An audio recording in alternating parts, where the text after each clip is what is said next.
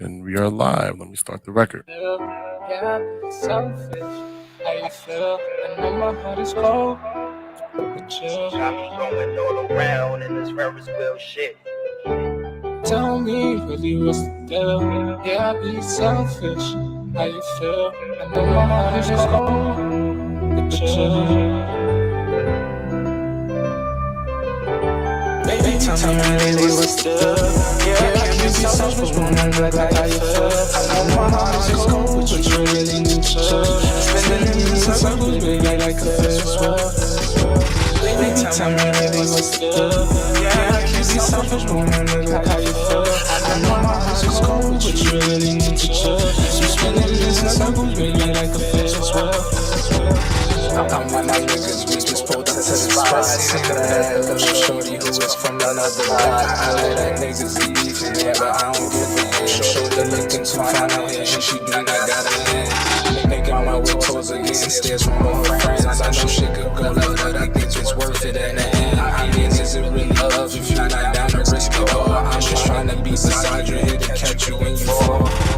Damn, so that I took a hand. So hold you my little car, girl, you need to understand. You be hyping niggas up, got them feeling like the man, but that's my name. Ain't no game, ain't gon' treat me like a fan. I just really wanna build into your life and I'll leave you fulfilled. All of these bitches should know what's the deal. I can explain how this shit is surreal. This is no cap, no need to nail. Feeling insane, no need for pills. I get what they on you, I see the appeal. How did we get in this fucking ordeal? Baby, tell me really what's the deal? Yeah, I can't be selfish, but wanna like how you feel. I know my heart is cold, but you really need to chill. Spinning me in circles, baby, like a Ferris wheel. Baby, tell me really what's the deal? Yeah, I can't be selfish, but wanna like how you feel. I know my heart is cold, but you really need to chill. Yeah, spinning me in circles, baby, like a Ferris wheel. Cut it. This is the whole movie. Oh, that's the movie part? Supposed to be here by now. Man, there's another part after this. Wait up right? for me. Yeah, I mean, it's both. This nigga take it forever, bro. You see the time? We let everybody. You got a better chance like I love you all day. I have to watch it. Laps, I'm going crazy. I'm insane. I'll do anything for you. I'll create a dream for you. If a nigga got a problem, Yeah, let me watch this. Let's do it. Heart is cold, but you really need to chill. Spinning me in circles, baby, like a That's cool. Ferris 5, 6 wheel. minutes. That's cool. Yeah, Baby, Tom. tell me really what's the deal? Yeah, I can't be selfish, but wanna like how you feel. I know my heart is cold, but you really need to chill. Spinning me in circles, baby, like a Ferris wheel. Hey, yo, what the fuck this nigga kids at? I don't know, son. He's supposed to be here by now. I don't know. Manu, Bolden, wait up for me. This nigga take it forever, bro. You see the time? Well, there you go, right there. Yo, finally this nigga decides to show up. Jeez, fuck. Anybody got a white bitch?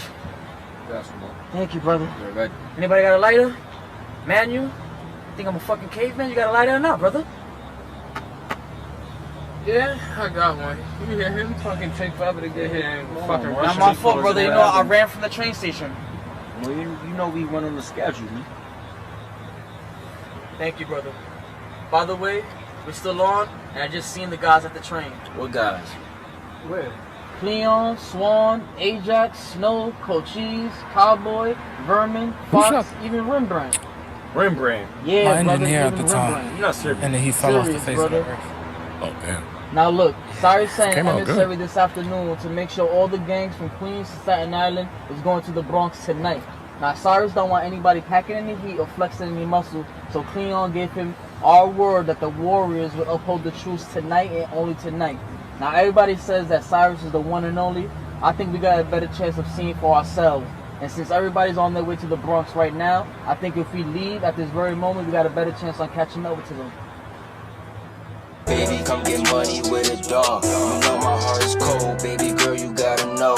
You know I'm here to stay, cause I fuck with you that way. You my baby, you my lady, I got love for you all day. You got me running relapse, I'm going crazy, I'm insane. I'll do anything for you, I'll create a dream for you. If a nigga got a problem, I'll pull out an aim for you. Let's be real, I'm a nigga that pull up a brain from you. I don't care about them bitches, you the one I'm really with. But you second guessing it like you over with the shit. But instead of me trying, girl, I'm fed up with your shit. Got me going all around in this Ferris wheel shit. I'ma let you know what's up, cause you had me feeling stuck. You had me wrapped around your finger, and your love was like my drug. So I'ma let you finish, cause right now He don't really got cancer, I guys. had to let you Scheme go, and cause it's cancer is feeling both of his unknown. nicknames. Baby, tell me really what's the deal. Presence of the acting got me weak. Don't do that. Don't do that. Spinning me in circles, baby, like a Ferris wheel. Baby, tell me really what's the deal. Yeah, I can't be selfish, but wanna look how you feel. I know my heart is cold, but you really need to chill. You spinning me in circles, baby, like a Ferris wheel. Really, what's the deal? Yeah, I be selfish. How you feel? I know my Let's get it. Let's get it. Let's get it. Let's get it. Let's go. Let's go. Let's go. It's Thursday. That means you are my fault. What happened? No, I said we in this bitch. Yeah, we in this bitch. We're in it. We're in it. Yes, sir. Let's get it. Let's get it. Let's get it. It's Thursday. Welcome to 40Central. That you want to tell them what that record was right there? That was Ferris Wheel by me, the Manual. And where can they listen to that? You can listen to that on anything you listen to music to. There you go. If anybody has any music that they would like us to play on our platform, definitely let us know. We'll play it for free. We're here to show love and to use our platform to be able to learn new things. And we have a special guest with us today. This is going to be a really intriguing and enlightening episode. You're going to be able to learn a lot. This is definitely going to be something that has a lot of replay value. Get your notebooks out. Get your notes on your iPhones out. Take the link. Tell a friend to tell a friend. This is not going to be a conversation that you want to miss. With that being said, I have a Roman Catholic former shooting instructor for the USMC, Marine Corps veteran who left the Marines after refusing to take the jab, an America First patriot and socio-political commentator and streamer. Make some noise for Joey Smoke!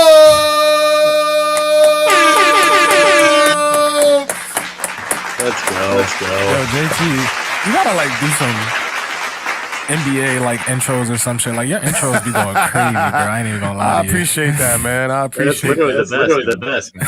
I appreciate that. Thank you. Let's get it, man. If you here with Joey, throw some fire in the chat, man. Throw some smoke in the chat. Let's get it. Run up the chat. We about to have a dope conversation. Nice. What's up, bro? How you feeling? Good, man. Good, man. Am I echoing at all? I don't.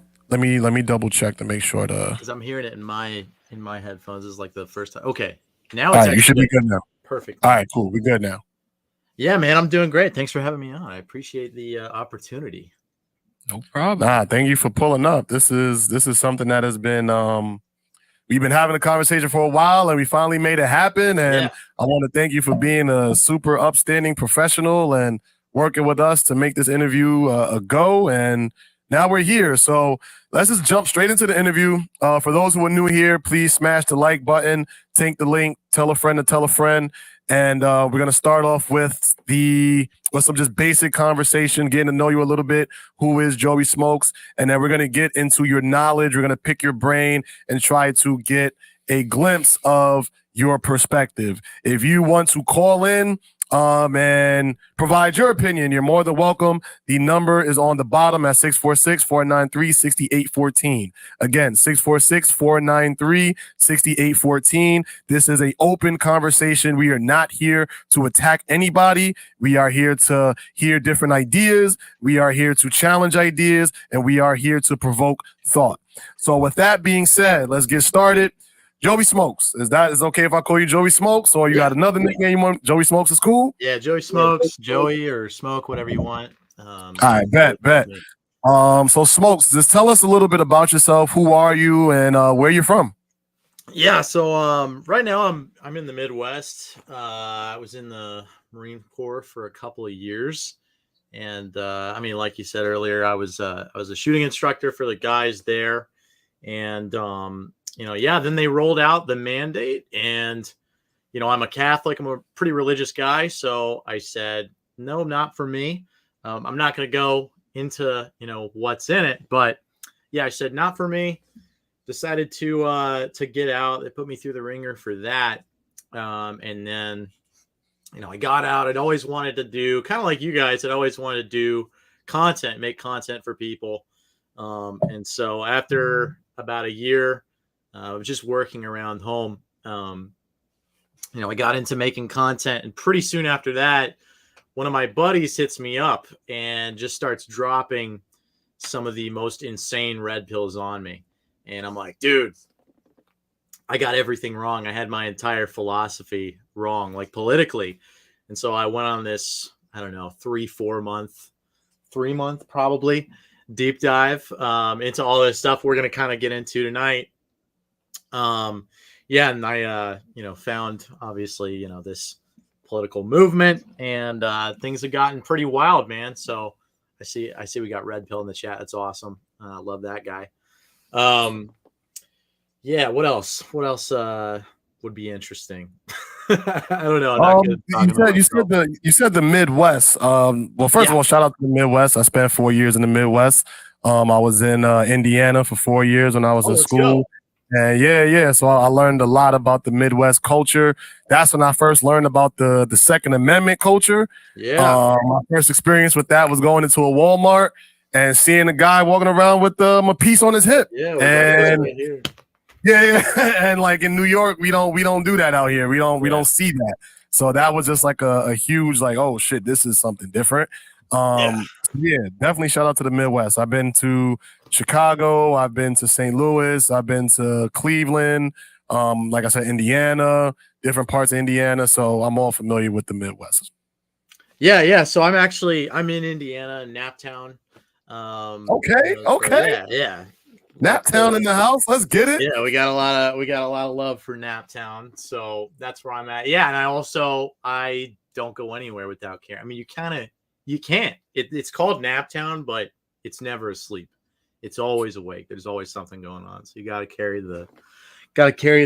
pack the iron, carry the strap, pack the glicky, all that kind of stuff. So yeah. But yeah, I never go anywhere without it, So have you ever been to Greencastle? I have, yeah. Ooh, what was that experience like? It's like it's kind of like the rest of Indiana, to be honest. Well, I mean, yeah. I mean, I don't know what your relationship is with Greencastle, so I'm gonna leave it at that. But yeah, man. Yeah. Well, shout out to Greencastle. That's where I was at for my 4 years, and yeah, definitely was just on campus. I went through the city a couple of times and realized it was not the Bronx real quick. I'll just say that. Yeah, I spent time up in New York too. I wasn't in NYC, but I was in Syracuse for a while. Living it up there, and then every now and again, I do end up, heading up to NYC. I was up there. When was it? Last November. I guess it's actually July. I was up there in July, okay. So I'll go up there every now and again. I think Manuel was trying to we were trying to do an in-person thing that just never ended up happening, but yeah, who knows? At some point, maybe I'll. It can still happen. And if you want to come down to the Bronx, you can come down, bro. Yeah, because you can't say I was in New York and then say Syracuse. Like you got to say I was in Syracuse. Well, you can't say you visit New York, but then it's Manhattan. Like you got to get into the. You got to come down to the boogie down Bronx. That's only way. Okay. Yeah, I was in Yonkers last time, but. Okay, that's close. Yeah, I was in Yonkers, So yeah, you guys can get down with that. But yeah, so what do you guys want to go into first? Because I got a lot of interesting stuff. I don't know what interests you guys first. Well, I actually wanted to ask real quick. I know you were the shooting instructor. What was your actual MOS? So I'm not gonna dox, but I will say just cause like the nature of what I do, I get a lot of hate. So, which is understandable because I put myself out there as the bullet sponge for people to come at. But I wasn't a grunt, so I wasn't, like a infantry or anything like that. I'm a pogue. But I was engineer. I was an engineer. Let's just say Okay. that. Yeah. I have no idea what any of that I was shit means. S3, so also Pogue, like 7041. Gotcha. Yeah, I mean, like pogues. I think one of the nice things about being a pogue is and I love my grunts, dude. I freaking love my grunts. Being a instructor, I got to be around those guys. Position other than grunt. So not person other than grunt. Everybody other than infantry. Yep. Okay. Like, you know how you got the little military beef between branches? Yeah. That always also be trying to happens smoke in the Air Force. branches. Oh, word? Yeah. shit. It's just little military shit. Okay. So yeah, I mean, it's I love my grunts, but I think one of the cool things about being a pogue is a lot of it's not with everybody, but it gives you an opportunity to just be a little bit more humble. And like you, it seems like your philosophy is, learn as much as you can. It's kind of the same thing for pogues. Sometimes it sucks because you're not doing anything, but you still get some, you're most of the time you get like an actual rack to sleep on. You're not just sleeping on the floor. And, if you're around grunts and you just treat them well, then they'll look out for you, and it's good stuff. They'll teach you. So yeah, it was a good time for the most part. For the most part, I'll say. Okay. So before we get into the meat and potatoes of the conversation, I just had one more question just about the military. Mm-hmm. What made you want to join and serve your country in that way?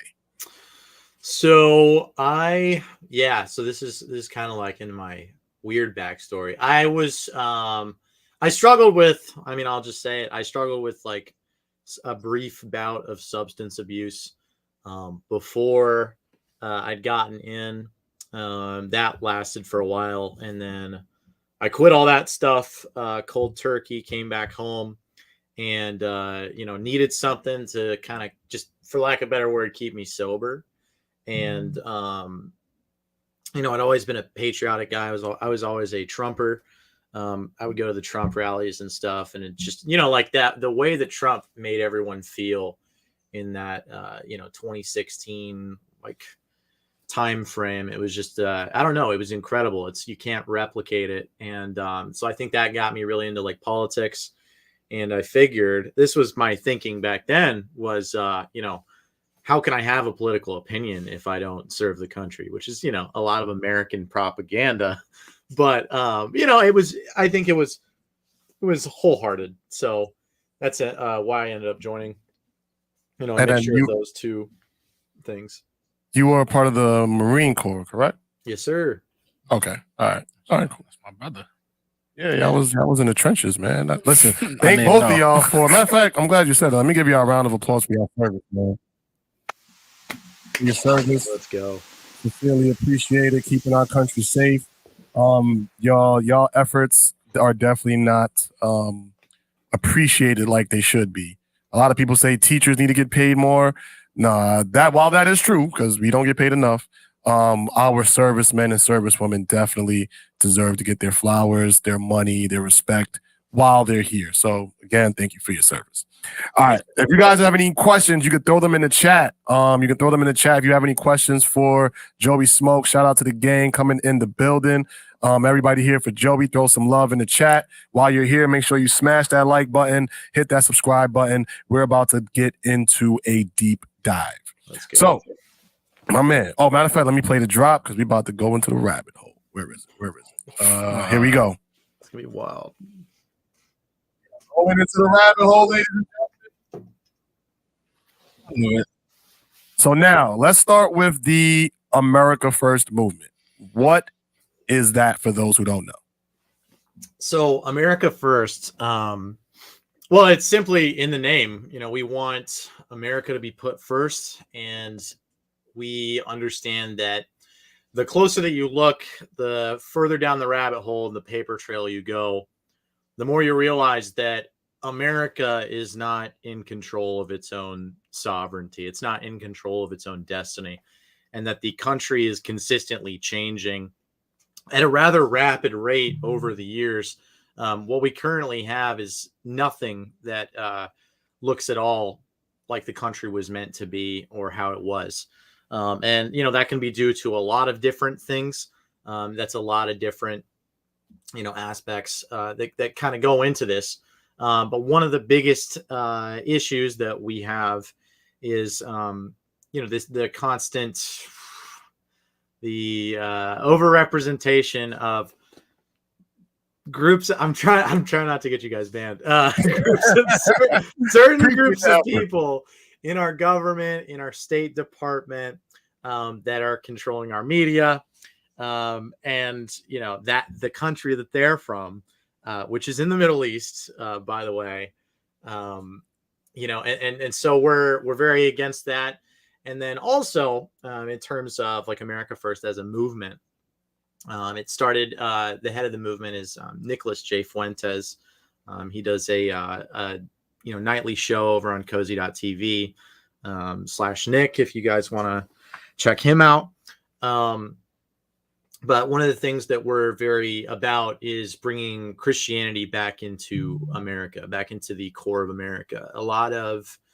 Really all of the problems on a spiritual level come back to this crescendo. And that is that without Jesus Christ in your life, it opens the doorway for all of these other evils to kind of seep in. And that could be something that's political. That could be something that's on a, purely cultural, social level. But also it has to do with how people think. The morals that people hold dear, those begin to end up shifting when you don't have a Christian foundation. And a lot of the Christianity that we're seeing right now is, again, not even replicant of authentically true Christianity. So one of the things that we say, one of the slogans that Nick will say is Christ is King. And then really, we say America first because it's, a political movement, but it's really Christ first. And that's what we're trying to do, is we're trying to bring back Christianity into America, but also, to put forward political policies that are actually going to work to benefit everyone as best as possible. So, yeah. Thank you for sharing that. People hear the term America First and cringe. And I feel like for some reason, some odd reason, that I don't understand why people don't want this country to be first. Mm-hmm. So for that audience, like, what would you say to them that cringe when they hear the term or the movement America First? So I mean, I think the thing is that kind of gets to the heart of the issue, is that we have been putting other countries first for so long that it seems so foreign to put our own first. And, that's what we're trying to change. We're trying to change the way that people perceive the world. Because really, I mean, the more that you observe, and the more you kind of understand, like some of these, a lot of it's like philosophical, but the more that you can understand these concepts like Marxism, capitalism, fascism, communism, all these different isms that you can understand, the more you kind of start to see it. And we've been stuck in this capitalist democratic mentality for so long. And, it really shoots people's free thought in the foot. Like, earlier, Ye was, he was saying some things. But one of the things that Ye, and I don't support Ye anymore, by the way, but what happened? Ye I'll get into that. I'll get into that in a bit. Yeah, we'll go into that one. Is it the thing with his wife? Yeah, that might have something to do with it. Yeah. You gotta be careful with the women. But people are just not able to think anymore, and we're constantly herded like cattle. Like, we are modern day slaves in essence, mentally. Like, we are entrapped in mental slavery, and we really got to break through some of that. And I think that a lot of what we offer on our side of the political spectrum, the political aisle, really is the solution to a lot of these different things. And there's so many different concepts that people have just never thought to grasp.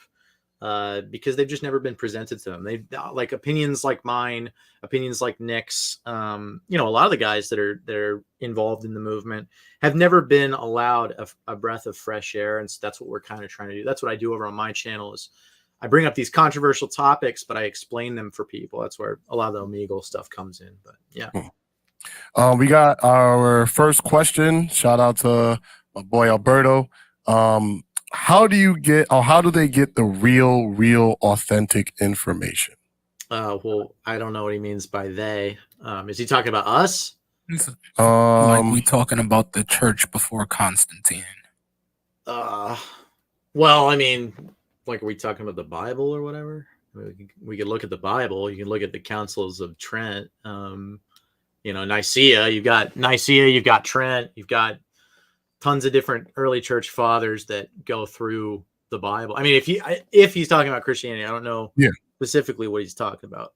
But yeah, if we're talking about Christianity, like, you have Nicaea, you have Trent, you have all these different popes, you have so much teaching. You have the Pentateuch, which is the first 5 books of the Bible. You have the rest of the Bible. The way that we can understand that, certain books wouldn't fit into the Bible is because they're not corroborating the early stories. Like, a lot of Christians will bring up, I don't know how you guys feel about this, but a lot of Christians will bring up the book of Enoch, which is an interesting book, and it is a historical text that is relevant, but it is not scripturally accurate, because one of the things that it goes against is the creation of the angels in Genesis, when it discusses the angels being created, and that when they were created, they fell from God. They made a decision, and that those angels, like, I think it was 1/3 of the angels, fell from heaven, meaning that they, became demons, what we understand as demons. Enoch says that the angels were already living among men, and that they had decided to get with men. So that right there, we know that it does not corroborate the truth right there. And it doesn't jive with the rest of these other books. So that's how we can kind of eliminate that. The reason that the Catholic Church, I know this is such a segue or a side note, but the reason that the Catholic Church has said that we have the authority to solidify which books are dogmatic and which books are not is because you cannot give what you do not have. So if we're talking about the Bible, and Protestants or just regular Christians will say, well, these books are the accurate ones. Well, okay, who gives you the authority to do that? Because if you're saying that you have no authority, but you're speaking authoritatively, it makes no sense. That's why the Catholic Church has said, we have our Pope. He is, the I guess the guy that took over after Peter, right? He's, the head of the church. And so he has that authority. And so that's how those books come into play. I think it's a little bit better. Well, I think it's a lot better than, just some random preacher saying that this is the way. But I mean, that's my biased Catholic opinion. We don't have to go super deep into that, but that's I appreciate you sharing that. So just to jump back on the America First movement, my question is, can you be or support like the blue side and be America First? I mean, I suppose you could. I don't really know how that would work, because I mean, I just think that leftism is foundationally anti-American. Okay. Leftism is I liken leftism to communism. I know that might sound silly for people that aren't like politically versed, but I mean, that's what it is. Communism is, and there can be somewhat right-wing communism, but it's the same thing essentially, or a form of leftism. So I don't think you necessarily could. There could be positions, though. There are positions, though, that are among those that we hold in America First, and they're not what the typical conservative, what the normie conservative would support. We're not warmongers. Like, we're not supporters of Dick Cheney's America or George Bush's America. And Trump was looked at kind of weird. This is why the Republican Party, doesn't like Trump, but the base loves him. So in the same way that like Trump is anti-war, we are also anti-war, right? So. No, thank you for sharing that. Yeah. Is there anything else you feel like, for those who have no idea what America First is there any other information that they should know about it? And where can they find more information about your movement? Yeah.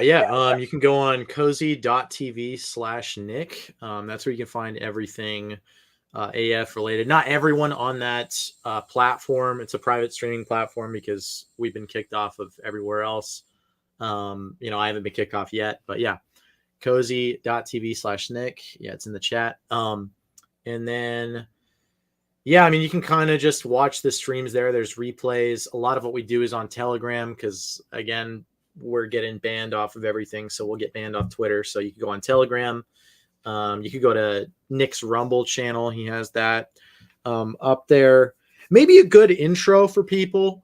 Actually, now I'm thinking about it, a good intro for people might be the Fresh and Fit episode that was done with Nick Fuentes, or maybe the debate between Nick Fuentes and Destiny on Fresh and Fit. I believe that one's on Rumble. You go check that one out. That's probably a good intro for people that don't know who Nick is or who don't know about America First. So. Okay. Oh, what's up, man? Yeah, Red Pill's right in the chat. He says, but there's a lot of misinformation about the Pope. The same media that lies about Trump also lies about the Pope. That's very true. When we'll get into like kind of the media and the corruption within the media, but that's very true. They also want to lie about the Pope. And, you know, I have my Catholic nitpicks about Pope Francis, but overall, the personification of the Supreme Pontiff is just very uncharitable, frankly. We got another question. Shout out to Rick James all the way from Vegas. The Jesuit Pope Society of Jesus. What do you think about that? Yeah, I'm skeptical of Jesuits too. Trust me, I get it. I get the whole Jesuit thing. I do think that most of them, I don't know about most of them. I know some of them have been corrupted. There are some Catholic priests, again, like it's the whole statistic about the, you know what I'm talking about, but that whole thing that people like to bring up, statistically, it doesn't make sense. Like public school teachers are more likely to do it. You know, I'm not going to get into that whole thing, but yeah, I don't like the Jesuits per se. And it's sad because I think that the Jesuits used to be a really cool group. They were really solid. They were great promoters of the faith in a wholesome way that wasn't creepy. Now it's not so much like that. I mean, you've got Father James Martin, which is pushing openly for homosexuality, which is not allowed in the Catholic Church or the Christian churches for that matter. But again, I don't think that we can judge him based off of that. I would say let's look at his actions, and if we find something that seems inflammatory, why don't we research it before we spurg? That would be a good idea. So okay, yeah. And he had one more thing about. He said that we should play the Zach interview. Actually, I sent him it. I said that before we started, but I sent him Jack. Yeah, he mentioned Zach that interview, he saw. He watched about 20 minutes. I think he said. Yeah, I saw about like 20 minutes of it today. Yeah. Do you want to give any like your thoughts? Any what did you take away from it? Did you like it? Did you not like it? So I think he seems like a really genuine guy. You know, I was watching. I'm not going to dox myself, but we had more in common than I thought, so that was kind of cool. You know, so I think overall I liked it, but again, his position on it, and look, like no, you know, slander to him or anything like that. Of course, but he's wrong in terms of how this ends up with 9/11. 9/11 is not just for the pharmaceutical companies to go into the Middle East and make money. It's not that simple. It's not just simply that, you know, what else was he saying? Military industrial complex, or I think he brought up Coca-Cola, and those are all true. And trust me, we can get into the, you know, military industrial complex, wars of racket, Smedley Butler, what is it? 1934 business plot, fascist revolution, FDR's overthrow kind of thing. We could do that. But again, this is not so much about simply making money. And he brought up the point, and it was so sad when I heard him bring this point up, because he said, think about who this benefits. But then he starts talking about these companies. It's the same thing that's been promoted to us. It's this international group of companies that are owned by like people that have nothing in common, apparently. Like, I think we could look at the writing on the wall, and if we weren't afraid to get coined as like anti-Semitic or racist, then we would be honest about these things. Because it is so freaking obvious at this point, with the prominence of the ADL, with everything that Ye was saying, it's so obvious who is in control of our country that it really makes me sad that people don't see it. And again, if people don't agree, I don't mean any I don't mean any hard feelings, but you're wrong. Like it's very obvious at this point, you know. So that's where he kind of goes wrong on it. And we can go more into detail if you guys would like. Nah, definitely. Shit, I would love to set up a debate. You know, that would be fire. I think I mean, he'd lose. you should. Straight up, dude. I mean, I don't lose. Yeah, talk your shit, man. I think you should watch a little bit more of his content, like as a suggestion, because he does get into the Jays and stuff like that as really? well. Yeah, okay, he does. So I only had seen that clip. So I mean, if if he is coming to this conclusion, maybe he was censoring himself a little bit for this because he didn't want to get you guys banned or something. That's totally fine. And again, I don't mean any like hard feelings against the guy, but he's wrong. If he doesn't come to the same conclusion or somewhere close to the same conclusion that I can, and we just argue about little nitty gritty details, that's fine. But if he doesn't come to this conclusion, then he just is objectively wrong. You know what I mean? Oh, yeah. I like that. Yeah, talk your shit, man. Let's jump into 9/11. Yeah. Okay, so now let's do it. Let me see. I might looking very tan. My bad. Yeah, the rest of the crew just walked in. They just landed. Oh, right on. Yeah. They here. They in the building.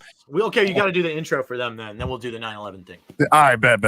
Well, they don't need no intro, but okay. You know, they've been doing this for 200 and some episodes. What's up? They don't need no intro. They got tens though. They got nice tens. What? Nice. Huh? The sun is wild. I've heard. I think your mic should be good. Yeah, your mic should be good. Let me just fix the camera. Right on. So, gentlemen, this is Joey Smokes. He is Joey Smokes. We're going to be talking politics. We just talked about the Nick Fuentes America First movement. We're going to be talking about 9/11 right after this, and just to catch you guys up to speed. So, this is Kev. His birthday just passed. So everybody in the chat wish Kev a happy birthday. Some birthday love in the chat. Oh, you're talking about birthdays. When I want to give Kayla a birthday shout. Today's her birthday. Okay, shout out to Kayla. Today's her birthday. Shout out to her. And yeah, let's jump straight back into it. So we was about to get into 9/11. Let's do it.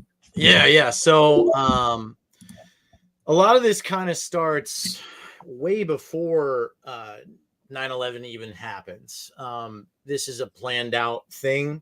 Not necessarily that it was going to happen at the time and the place, unless you're into the gematria stuff, which, you know, I don't know. That could be true. That could not be true. That's not really a route that I like to go with it. I try to stay away from the Jewish mysticism.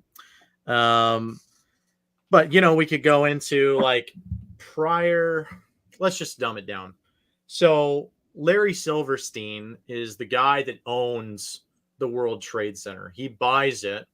And the World Trade Center previously had been a condemned building because of all the asbestos in the building. It's a very, very strong frame around the sides of the building and all the way through it. But it is, you know, covered in asbestos. It's a hazard. In order to, you know, go alongside OSHA building codes, you're going to have to tear all that out, and it's going to be way more money than those buildings are even worth. So Larry Silverstein buys these buildings. I think it's 2 months before the buildings actually get bombed on September 11th. He buys terrorism insurance for these buildings. Then going back, I think we have in the 70s, I believe it's the 70s.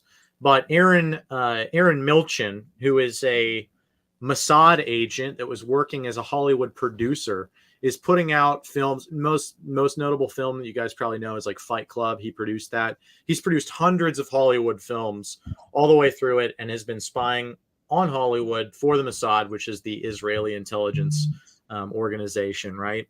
He's putting out all these different films, and he's putting a lot of Zionist propaganda in there. He puts out this one, I can't remember the name on it, but you can go on Twitter and check. Twitter is actually better than Google right now, for the record. So if you want to search something, stay the hell off Google and go on Twitter, or go on BitChute, and you'll find tons of interesting stuff on BitChute. But I digress. So So yeah, Aaron Milchin puts out this movie that the cover poster of the movie is literally a plane, flying into these buildings, right? He's, also Mossad, Israeli intelligence. Later on, we kind of run into some weird stuff again because Larry Silverstein buys these buildings. And then let me just check on this because it was, I think I have this thing here. While you're looking that up, yeah, the Larry Silverstein Spring guy, he bought the twin. How much did he buy them for? He purchases them. And who owned them? I'm not sure, actually. I'm not sure who he bought it from. Yeah, I'm not sure who he bought it from. If you want, I'm giving you kind of a crash course right here. I'm pretty good on this one. I'm not an expert on it. I'm not going to tell you what I'm an expert on because I'll get banned, or you'll get banned. So we're not going to go into that. But okay, yeah. So sorry. Just months before the 9/11 World Trade Center lease was sold to Larry Silverstein, he took out an insurance plan that covered terrorism, right, for after 9/11. After the towers go down, this guy makes a ton of money. Let me see how much money. I don't even know how to. It's a lot of zeros. It's way more than it's like in the billions, 4.5 billion or something like that. Mm-hmm. It's insane. And so one of the things to think about, right, is obviously you guys know how many buildings went down? Wasn't it like 3 or 4? I was gonna say 4. Yes, there's 4 buildings that got hit. 3 of them, 4 buildings went down or something happened to 4 different buildings. Only 2 buildings had planes fly into them, right? I don't believe that a plane hit the Pentagon. And it does not make sense that World Trade Center 7, that was not hit by any plane, that was not hit by a missile, also fell down. The narrative does not make sense. And if you zoom up on it, you can see explosions busting out of the windows. In World Trade Center, 1 and 2 or whatever, the 2 tall ones, both elevator shafts through the centers of the building were shut down for a week prior. We have pictures of Israelis in there with charges that were taken, Israeli art students that are inside the World Trade Center building in areas that they should not be in, what looks like workers' uniforms. And they have charges. I think it's called B181 or whatever is the serial number for the charges. You can see them in these pictures, right? So we know it's these guys. Then you get into, I don't know if you guys have heard of the Dancing Israelis. You heard of them? Nah. Okay, so the Dancing Israelis in New Jersey, this little Asian lady looks out of her window down at this parking lot. She sees, I think it's 5 guys dancing as the Trade Center is on fire. It's going up in smoke. These guys are dancing around, right? So I'll name these guys for you. So we have Sivan Kurzberg, Paul Kurzberg, Oded Elner, Yaron Shmuel, and Omar Mamari. A white Chevrolet van with the sign Urban Moving Systems International, and a graphic of a passenger plane flying into the Twin Towers. This is actually is a thing. You can look this up. It's on Twitter.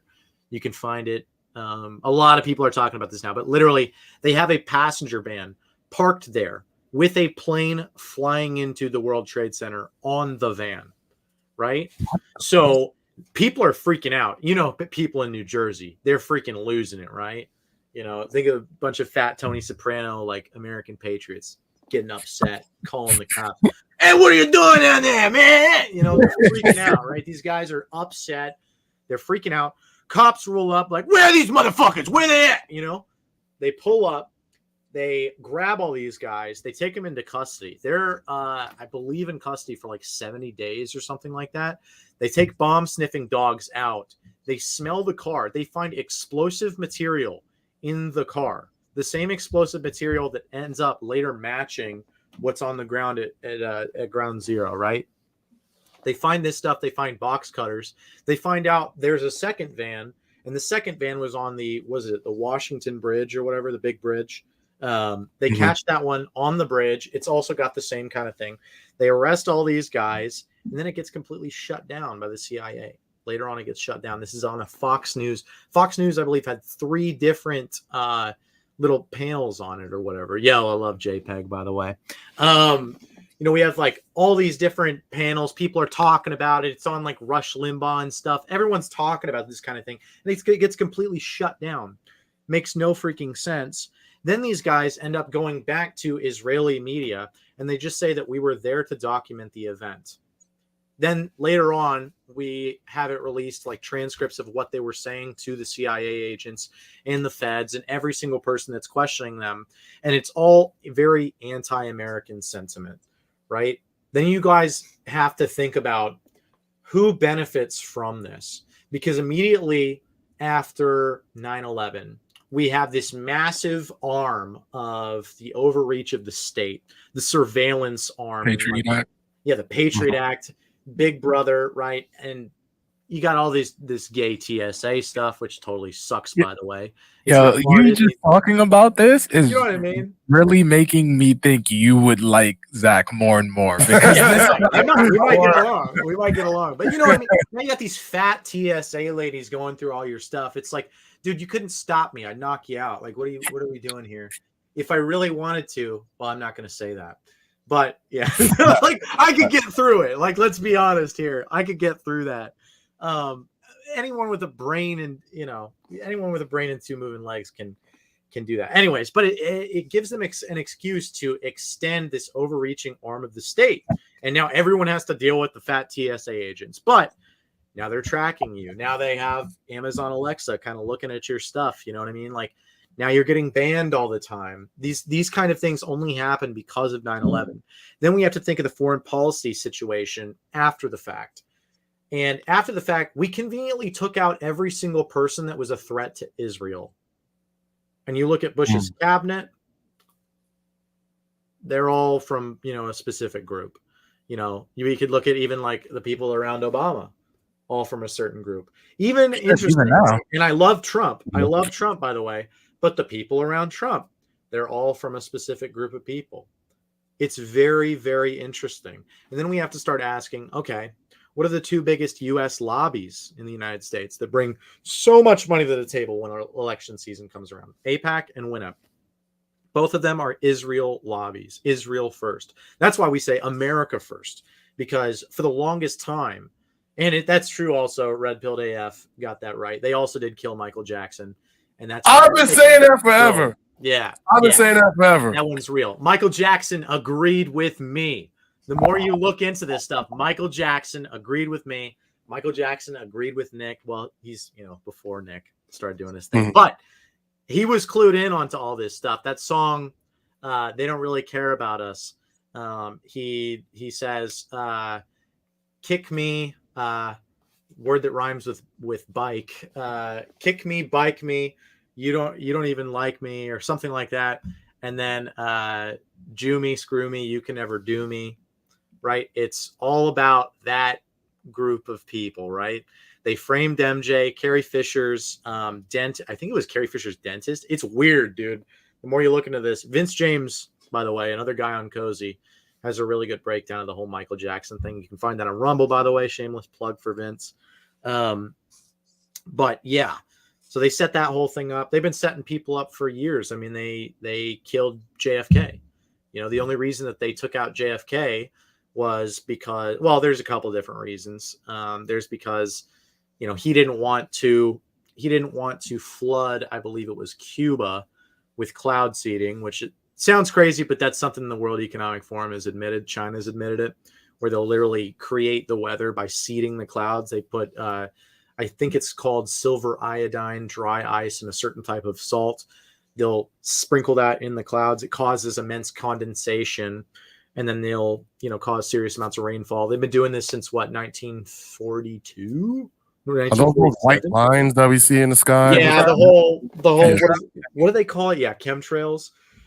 I don't know that I buy into all of it, but there is some of it that's it's literally been on the media, like the mainstream media. So we know this is a thing. Like if they were doing this back in Kennedy's day, we know this is a thing. But they wanted him to do that. He said no. They wanted him to, what else was there was something else they wanted him to do. I can't remember, but he did not want Ben-Gurion, who was the head of Israel, to have a nuclear plant. And Israel had stolen uranium from the United States. There was the whole USS Liberty situation that they blew up our ship and were shooting at it for like 3-4 hours. And, you know, nothing even happened, right? Kennedy comes in like later on after the fact. This is kind of the situation he's walking into. He realizes that they're a problem. You know, don't, by the way, I'm not going to say it publicly, but don't, whatever you do, don't look at Kennedy's, his diary entries, because there's, you know, stuff in there that you just definitely do not want to see, that the media is not. Just think of the craziest thing possible, and that's Kennedy's diaries. Is that public information? It's public information. Yeah, it's been declassified. Hmm. It's wild. It's like some Alex Jones stuff. Like, it's funny. Like, it's funny, but it's also wild, and it makes perfect sense once you know, once you're like red pilled on all of this stuff, right? It makes perfect sense. But they kill Kennedy. He's killed by the Yiddish mafia, the guy that kills Lee Harvey Oswald. You know, everyone knows him as Jack Ruby, real name Jack Rubenstein. He worked for the Yiddish Connection Mafia. And he was set up to kill Kennedy. Lee Harvey Oswald didn't do it, obviously. It was probably 3 different shooters. There's no way someone's going to make a shot like that, especially where they're at over, what's it called, Mossy Glen or Grassy Glen or whatever. But yeah, they kill Kennedy because he told Ben-Gurion, if you don't stop building a nuclear power plant in Dimona, I'm going to make things very, very bad for you. Kind of like a Trump-esque threat towards Ben-Gurion. Obviously, they didn't like that. There's a big presence of them and people that support them in our government. So they make it happen and they pop his brains out, you know. So that's kind of how things roll. They're pretty powerful people, by the way. And that's what I wanted to ask, you know, and just to jump back to the 9/11 thing a little bit. So the guy buys the buildings, gets the terrorism insurance, the buildings fall. At this point, like, who is in control of our country? Like, who's running things around here? Israel. Okay. Our country is effectively run by Israel. It's not just the Freemasons. The Illuminati is like so blown out of proportion too. And obviously the Freemasons were a thing. They were for like hundreds of years. The thing that kind of stopped the Freemasons from doing anything was after Vatican II. They got into the church. They started pushing communists through, and they did this through the Society of Jesus, right? They went mainly through the Jesuits and the seminary, and their goal was to try to get communist infiltration, or Zionist infiltration, more accurately, into the church so that they could try to change doctrine and cause the church to fall. Obviously, that has caused some problems with some scandals and stuff. A really good book on this would be, for anyone listening that's actually interested in this, Maurice Pinay's The Plot Against the Church. It's written about Freemasonry and the Jays moving into Vatican II to try to influence it. They didn't totally get what they wanted to have happen actually happened, obviously, or the Catholic Church wouldn't be around.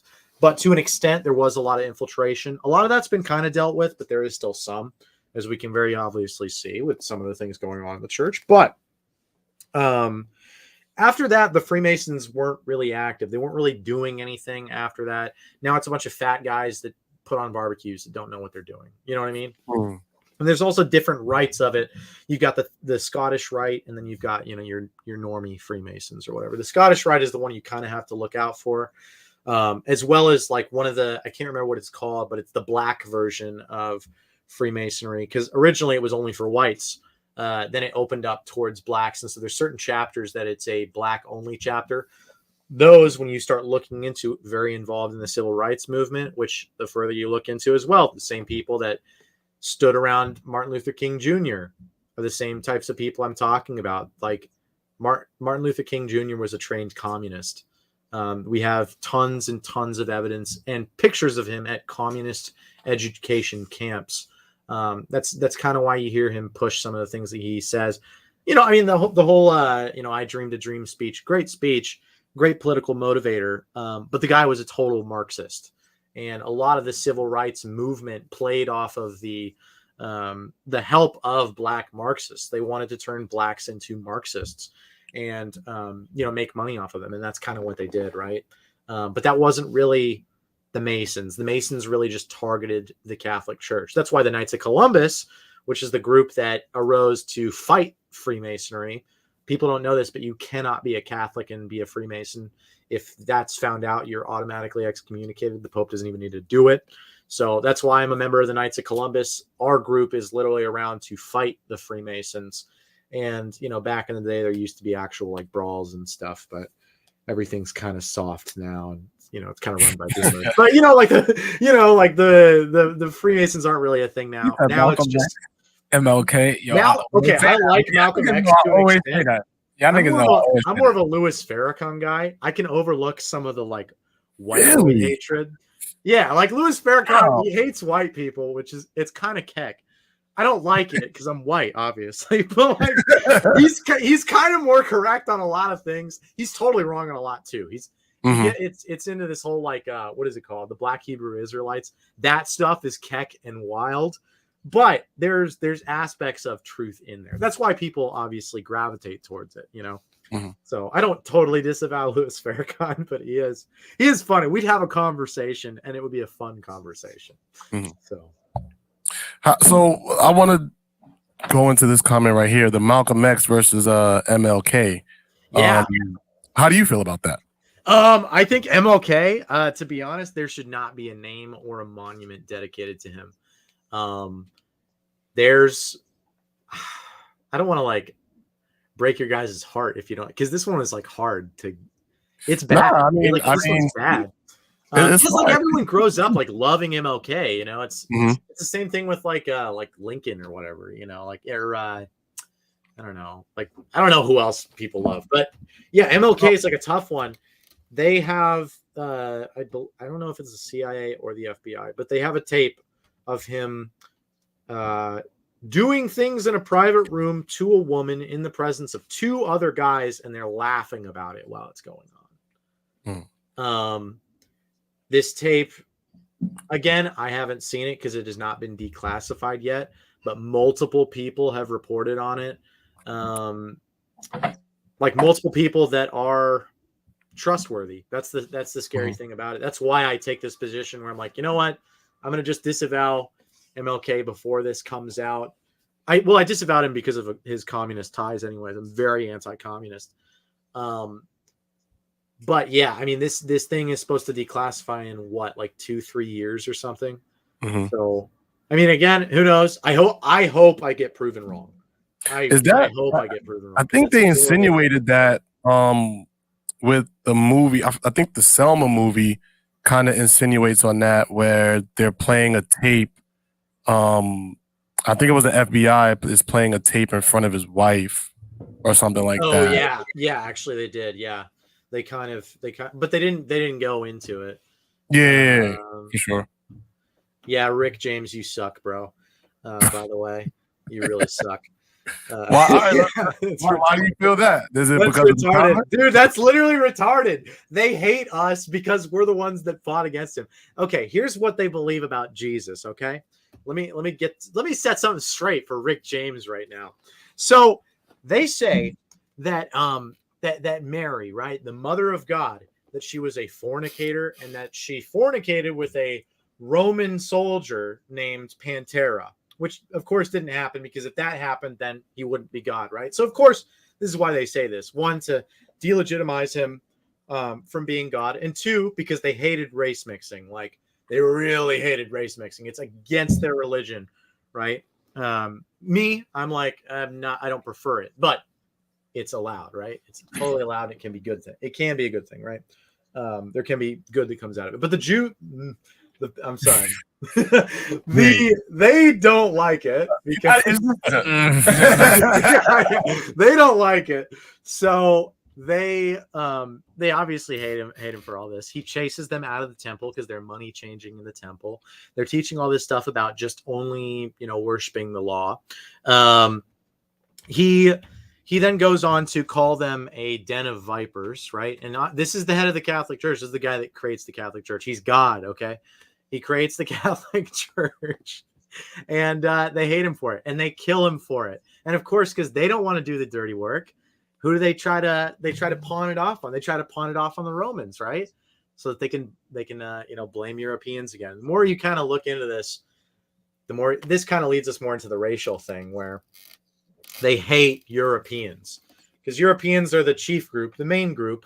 Obviously, there's other groups as well. There's Asians, there's Ethiopians that become Catholic or Christian that push the cross, but primarily, all through history, it's been like Caucasian people that have been the primary adopters of Christianity, and so they hate them for this, and so they tie Jesus to, say that he's half white or whatever. Obviously, Jesus was Jewish.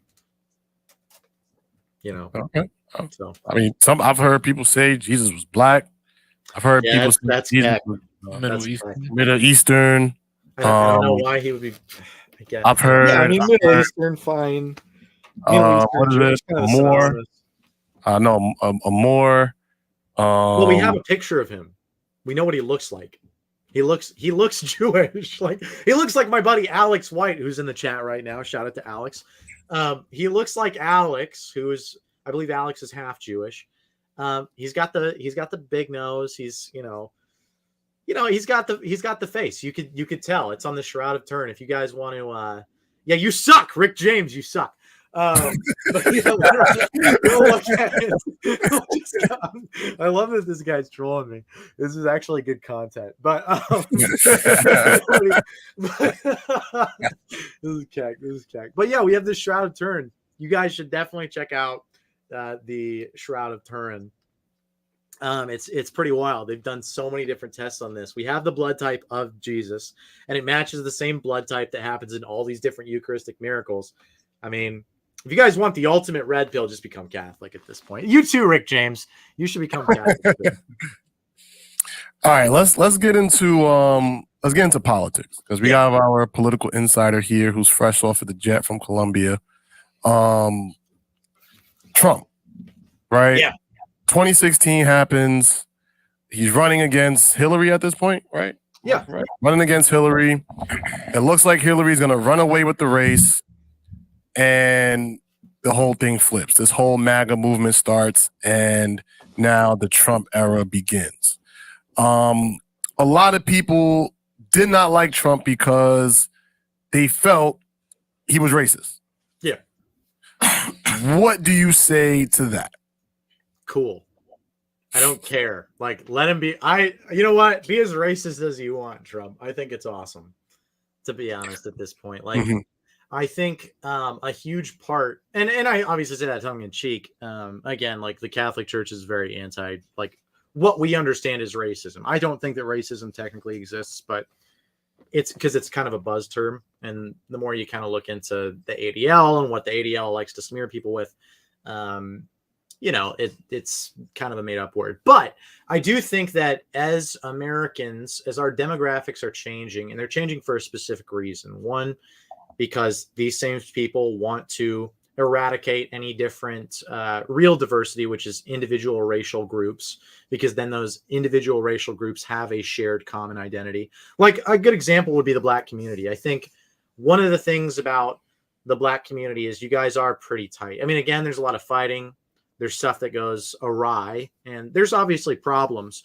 But I think that the white community isn't a community. White people don't see themselves as having a shared identity like Blacks do, or like Latinos do. That used to be the case with, Italians, Irish people, but then that kind of got destroyed when obviously, cities started changing, demographics started moving. We could talk about redlining all day, and what is it, gerrymandering or whatever. So I'm losing my train of thought. What were we talking about? You were talking about Trump and people who feel like he's racist. Yeah. I think so. I think we do need to be skeptical of foreigners, and for good reason. It's because they don't assimilate. They bring their culture here, and the last thing America, the West, needs is more Eastern Arabic influence. We don't need it. Not to say that I dislike those people. There's plenty of them that are fine, but I don't want it in a Western culture. I don't want it in a Christian country like America. And, this is it's hard for a lot of people to swallow, but America was founded for white Anglo-Saxon Protestants. It was founded as a white nation. We could look at the 1790 Naturalization Act, and it says the nation only is to allow white men of good character, right? And obviously there's slavery that gets brought over, and this causes a lot of the issues that like Lincoln has with like getting rid of slavery, and why like the dude actually was kind of a piece of shit because he said, you know, I would if I could you know, unite the Union and not free a single slave, then I would. So kind of a piece of shit, to be honest. You know, that's my take on Lincoln. But I think we do need to be pretty skeptical of these foreigners because they increase crime. They decrease the amount of confidence that people actually have in the system. The more diverse things are, and this again isn't to say that I dislike having other like racial groups around. I think it can be fun. Obviously the food's good, but apart from that, you're less homogenous. You are more prone to voting different ways. People's cultures get so intermingled that you can't predict people's behaviors. And so it leads to more crime. It leads to more violence. It leads to more homelessness. Like all of these things are predictable. And the elites know this, the elites, which you guys know who I'm talking about. They know this kind of stuff, and it's being done willfully. When you see the border crisis and they're like, oh, we're cutting holes in the border. How are they so stupid? They're not, dude. They're doing this on purpose because they want to get rid of all ethnic homogeny. You know, like here's a good question. If I were to ask any of you guys, what do you guys think the white population globally looks like? How big, what percentage of the world's population is white? I would say less than 20. Okay. Manuel? I'd say less than that. Less than that? How much? Yeah, I'm the only retard. Like I'm thinking more than that. Yeah, but you just more? everything only all white. Or? No, because they got Like in America or the world? In the world. In the world. You think about it as Yeah, America's different. America's different. But think of the world. I think matter of fact, I'll probably go less than Shit, I was 15, 10. I was thinking like 30, 40, but y'all 30, 40? saying, Nah, saying no 20. way. I might be I way would wrong. go with 15. Yeah, but like Oh, because the thing about it is like people, there's a lot of mixed breeds now. Mm-hmm. Oh, yeah, that is true. Yeah. Yeah, they only got one continent. So non-Hispanic whites, like I guess like purely European. There's a ethnic European admixture, but it's nothing that's technically not white, right? So you could have, I don't know, like Anglo, you know, yeah, you could have Celts, you could have, I don't know, apart from Slavs, white, but you know. Yeah, so like roughly you're looking at, I mean, on the low end of the spectrum, 6%. On the high end of the spectrum, roughly around 12. It's impossible to find these numbers. Like you go on Google, I couldn't find it on Chat GPT. Like, you know, it's messed up when you can't find it on Chat GPT, which by the way, I could get to deny a certain 6 million number that happened in the early. Yeah. Anyway, so like, I could get it to do that, but I can't get it to tell me what the population of the white global population is. Like, there is a need nowadays, and I know if this is foreign to you, it might sound a bit cringe, but there is a necessity for whites to have a common like identity, in the same way that blacks do, in the same way that Asians in America do. And it's not to say that, we want to kick every different minority group out. That's not what America First is about. But it is that white people do have a unique identity and a unique culture. I think that's insane to think that we don't. I think it's been so like watered down, by the way. And most whites nowadays suck. Oliver Anthony is a good example of that. It's rich men north of Richmond, retard, that just wants to talk about white defeatism and all this kind of stuff. But, you know, like, I think for these reasons, we do have to be skeptical of all the immigration, because never before have we ever seen this kind of thing happening. This only really started opening in like the 60s, 1962 to 65 is when we actually started letting people in, but there were quotas. Now everything's completely open and we're letting anyone in, and the levels of crime are astronomically high. And then where do a lot of people move into an already struggling black neighborhood like that? You know what I mean? And like, there's already a trouble with like the black neighborhoods. And we can get into that as well, but like there's already problems with black communities They don't need more immigration, nor do white people. Like, we just don't need it, and we need to shut it down. Like, it needs to completely stop. And again, it's not to say that I don't like Mexicans or like Nicaraguans or whatever. Like, I have Mexican friends, I have black friends. Like, I don't care about that. But the point is that we're losing our identity as Americans, right? America is a predominantly white culture with a black minority, and I think it should stay that way primarily. So with that being said, right, don't you think this influx of immigration may be necessary to kind of, it's almost like those movies where like and I hate to make this sound like they're aliens, but when the aliens come to Earth, like when the aliens come to Earth, right, and like all human race unites. And like, there's always that one moment in the movie, like, oh, this is the only time where humankind has ever united. Like, don't you think that like maybe this has to happen in America for Americans to see? Like, no. So that's literally. It's so funny that you bring that up, dude, because they're literally, look up Project Bluebeam. They literally have created beams in the sky. Perfect example. I can't pull it up right now, but if you actually, maybe you can. If you go to the Seattle Space Needle Project Bluebeam on YouTube.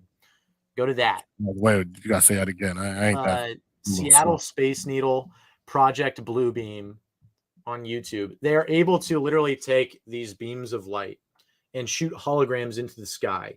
And then these beams of light can literally track an F-35, which is a vertical takeoff, like hovering jet. And they can hover over it, and they can stage an alien attack with them shooting missiles down and blowing people up and saying it's the aliens, and retards will believe it. Boomers will believe it, you know. Yeah, I've brought up Project Bluebeam before. Yeah. Okay, there we go. I think the way I bring it up, though, like to put it into like just a kind of perspective people could think about, is like when you see these stupid ass little holograms, like Tupac performing, even though he's dead. Like, if they could do shit like that, why couldn't they stage some crazy ass? Yeah, bro, it's wild. You gotta pull up that one, and then there's the Carolina Panthers Stadium one that they do, and it looks like a real panther that's running around the stand. It looked like the video looks fake, but it's real. Like, it's actually real. So this, I think, is what you're referring to. No, it's like yeah. There's that big whales and stuff flying in the sky. Crazy stuff. Oh shit, that looks real as fuck. They look real. Nah, what the fuck? Some of this stuff is like, I don't know if this specific video is real or not. It could be, because it kind of does look a little cheesy. Like, it's meant to look a little cheesy. It looks like they're making this kind of like goofy looking. But there's another one. If you just go on, it should be Project Bluebeam Seattle Space Needle. You know what? When Christmas comes around, and my fault. Seattle Space Needle. Okay. He wanted to make sure. Yes, that one right there. Second one. Yeah, that one right there. When Christmas comes around, does that little bullshit of, hey, track Santa in the fucking sky when you go outside, because we have this kind of like, how the fuck are we tracking Santa, bro? Yeah. like how is so that's all real. That's all real right there. Wait, what? That's all real. Like, they're shining lights in the sky. Like, this isn't like a CGI thing. Like, that's actual footage of the Space Needle, and they're shining these things in the sky from projectors. That is crazy.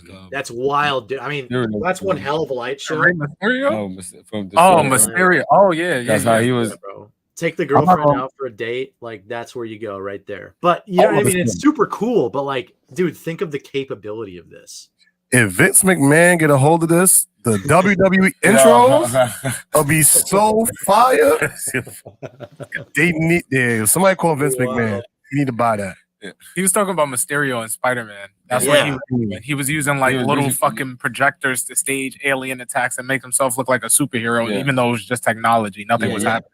But okay, so that's like, that right there. I can go into like the Kalergi plan. Damn, did it not load? I don't know if it loaded to my Telegram, because I was throwing up all this stuff so I could show you guys. Yeah. Different crap, but I have so many freaking photos. Like, I have so much sourcing for you guys that it's like. While you're looking that up, I want to know to go back to immigration a little bit. at the rate that we're going right now, what direction is America heading if this continues? Like total collapse, bro. It's bad. Collapse? Like total collapse. Yeah, dude. It's bad. Like it's actually bad. Because we got to think of this. Like we look at the demographic population like in the US. And if there's a really good video on YouTube that kind of explains this. And you kind of look at the populations of these different like countries like marbles in a jar.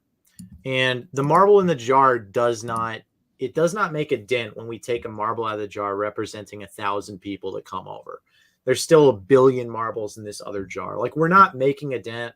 We're not helping people. And if anything, because we're taking the top performers from these individual countries, we're actually hurting them way more because now they're unable to, you know, I don't know, have that top IQ scientists that's going to, you know, that's going to drastically change the world, you know, for the better, right? We're taking these guys and we're leaving these people with low IQ that are beggars. Like this is kind of what's been going on with the entire African continent for the longest time, is that we're taking their top performers and like the head of Rwanda is over here. Like, since when did we become beggars? Like this was on Un's review the other day. Let me see if I could share my screen here. Okay, there you guys go. So this is the Kalergi plan. It says the genocide of all whites. The future man will be mixed race. As for pan-Europe, I wish to see a Eurasian Negroid mixture with great variation in personality types. The Jews shall take the leading positions, since the Providence, God, has given Europe a spiritually superior race of nobility called the Jays. The white races of Europe should be destroyed and replaced with a race of Eurasian Negroids who can easily be controlled by us ruling elite. This is the guy that created the European Union right here. This is the EU guy. And he's still quoted, like Yuval Noah Harari, who's with the World Economic Forum. He still quotes this guy. Like everyone's kind of like up to date on like BlackRock and all that kind of stuff. This is the type of thing that these people are reading about. And it's all Kabbalism. Like it's all like J mysticism is like what it is, you know, and it has to do with the fact that they hate Caucasians. And again, they go into like they'll deny race realism. They won't talk about races being like unique and identifiable groups, talking about how blacks are more resilient to the sun, whites are more resilient to the cold. Like they won't talk about the fact that you can tell different races based off of swabbing the insides of their mouths. Different jobs based off of IQ are a good predictor of like how successful people based off of races are going to be. You've got muscle disproportionalities differing in different races. You've got running speeds among East and West African blacks. Like there are things that are unique to every single person that is, here for this panel. There's a unique component. There's a unique trait to your race that, in addition to you being an individual human being, created by God and loved by God eternally, you also have racial traits that also make you as a member of your race special, and there's negative parts of that too. I think, I could start like as a Caucasian. One of the things that is problematic for us is like, we're a little gullible sometimes. We're a little too nice sometimes. And we end up screwing ourselves over. We're too, we're I don't even know how you would say it. Yeah, we're too welcoming in a sense, right? And it can end up getting people walked over. It's like you kind of see it online, and you see these white people apologizing to blacks for slavery that they weren't around for. It doesn't make any sense.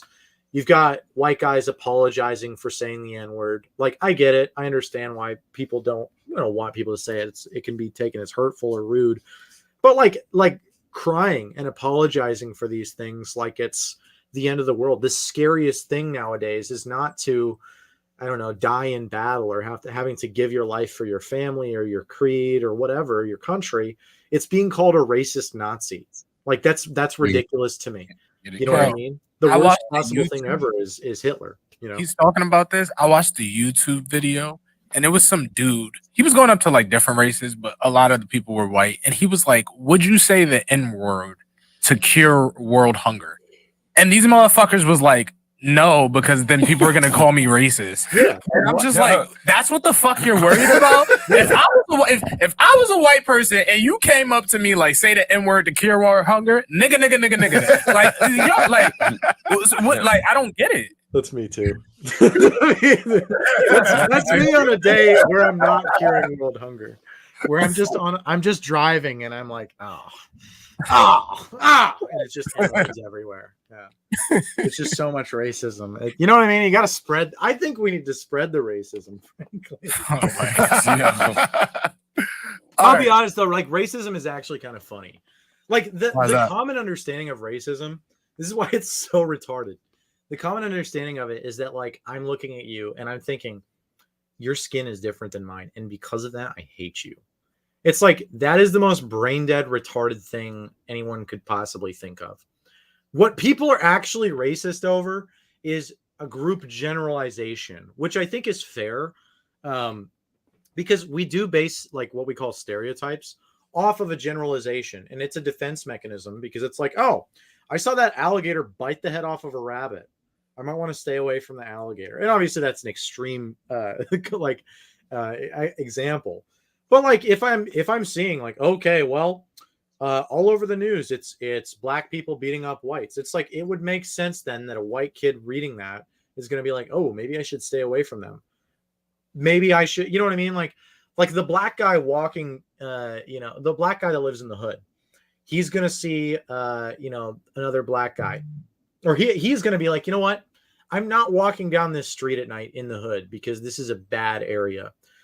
The white lady that's afraid of being called racist is going to be like, oh my gosh, I'm racist. Like, you know what? I have to prove to everyone and myself that I'm not racist. So I'm going to walk down the street that I know I'm going to get mugged on. And then she gets mugged and she gets violated and she ends up as a statistic. You know what I mean? It's like, it's retarded. I think so hard to disprove it.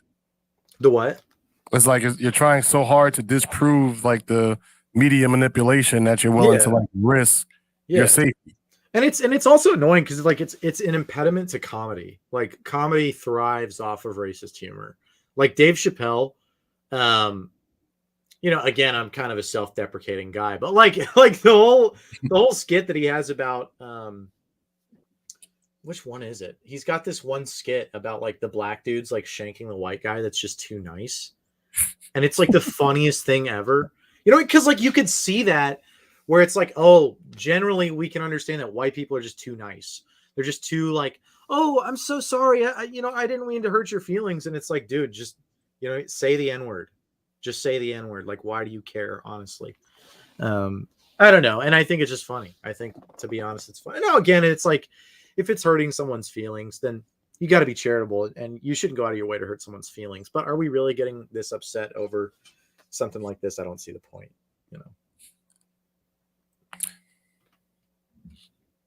Nah, sound like y'all was about to say something. The speechless? Okay, right on. Well, and again, because the media will try to say, oh, like whites are the ones that did slavery and it's horrible. It's like, okay, well, hate to break it to you, but 78% of the slave trade was also run by who, and we have the documents to prove it. We have the ship logs to prove it. We know that the slave markets would shut down on Shabbat. Why would they do that? If this is like white Christians.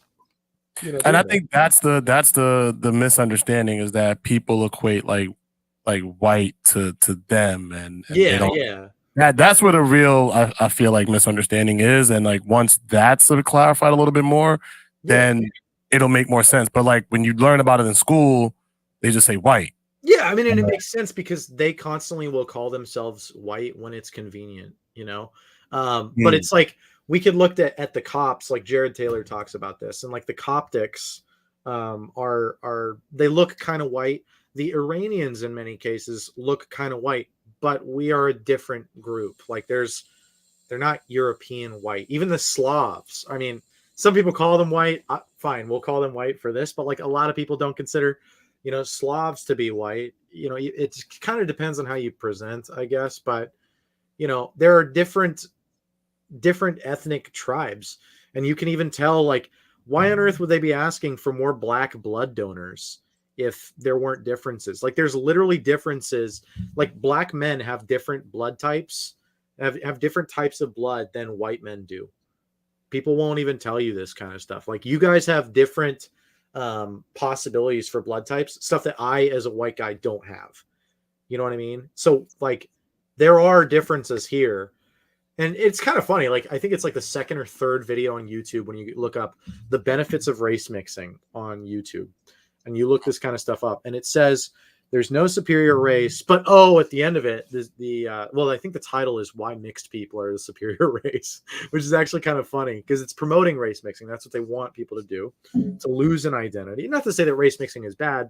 It's not a moral issue, but when it's being promoted to the level that it is, for like a fetishization, like, black women are more spicy, so you got to get with them, or like Latina women are more spicy, or like, Asian girls are all anime girls, so I want an anime girlfriend waifu or whatever. It's like, that's a fetishization where you're not seeing the full person and you're sexualizing an individual person. Like, that's someone's daughter that you're sexualizing, so you can't do that. But they'll say that, there's no superior race, there's no superior group, but then they'll randomly, switch back and say that, mixed people are superior because they're taller and because apparently they're smarter. Well, that's interesting. So are we saying that, like, IQ is somewhat heritable? Because that's what I believe, but you tell me that I'm a racist for believing that. Like, that's goofy to me, Like, it's pretty obvious if you have smart parents, you're going to have a smart kid, right? If you raise him right. And obviously there's environmental factors as well, but in my opinion, it would be foolish to say that the way that a person turns out is purely determined based off of their environment, and not also a genetic heritable component, right? Which has been proven in countless studies. If you guys want me to pull them up on screen, I can. I'm sure. Yeah, I'll pull them up. Yeah. Okay. While you're doing that, there was a question: what blood type is white blood? I thought it was A, B, and O. Is there more? So yeah, like the most common are obviously A positive, A negative, maybe it's just A, B positive, B negative, O negative. There's something else. Blacks literally have a different type of blood type. Let me switch this over here. So yeah, we urgently need new black and mixed race blood donors. This is from the NHS. Like, this is a real thing, right? Promoted by the military. Like, that's an actual thing.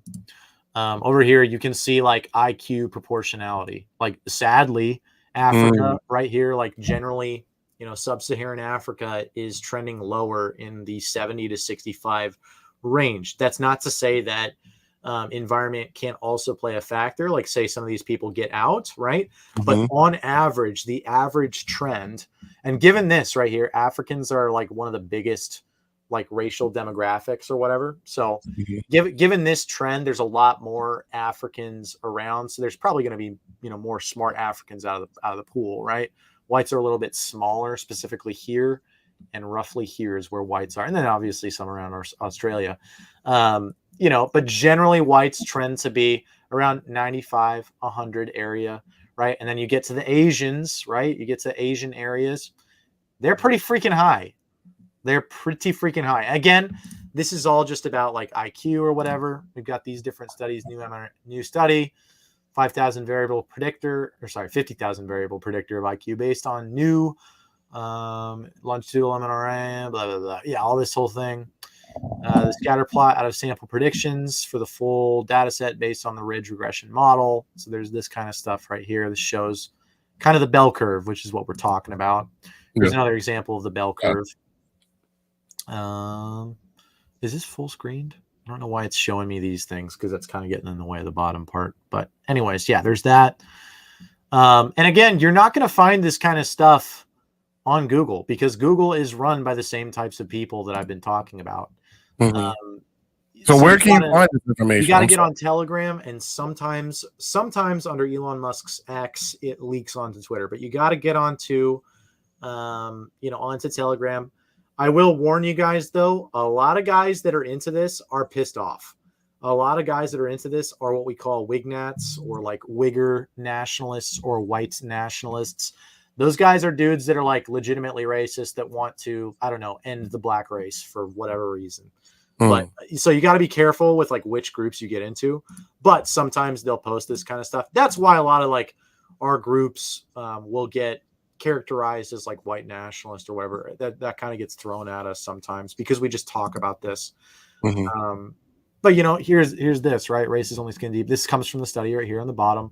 The dorsoventral neural tube patterning is different. Hindbrain development, positive regulation of neuron differentiation, neuron development, pigmentation, right? Obviously that goes into like your basic stuff, melanin, all these kinds of things. But there's more to it than just that, right? Like there's much more to it. Jared Taylor from American Renaissance, again, he gets called horrible things. It's kind of sad. You know, but he is a good guy, and he puts out a bunch of really interesting stuff on this. He's had discussions with black guys that have come on, and it's like it's kind of hard because it is a harsh reality. No one wants to be told like, hey, your group is like stupid. You know, people would take this the wrong way. And it's not simply that. It's to say that IQ is one component of a much broader sphere of what actually makes up an individual. Like me and Manuel were talking about this, and like there is a reason that blacks are overperforming in areas like the NBA, in places like, Floyd Money Mayweather is like knocking dudes out left and right. Like you've got Israel Adesanya kicking absolute ass. Like there's reasons for this. And again, like if you were to look into like, okay, what are some of the best athletes around? A lot of them are going to be black. Disproportionately, they're going to be black. I wonder why that is. It's not to say that whites can't compete. It's not to say that cops or Iranians can't compete, or Russians, you know, like Kazakhstanis like Khabib can't compete. One of the best guys ever. But like on average, it means that blacks are going to be more athletic. It means that Asians are going to be better at like, I don't know, neuroscience or whatever. And there's nothing wrong with pointing these things out. As long as you're not using it to like deprecate people.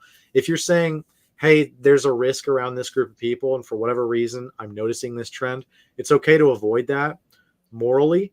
But for example, if I'm to be like, well, you know what, you're a black guy, and black guys disproportionately are raping and killing people, and I put that on you, and I don't take the time to get to know you, and after you prove that, I'm not one of those statistics, if I still maintain that position or whatever and treated you like less than human, that's where you're getting into something that we could consider more like what I would actually consider racist, for lack of a better term.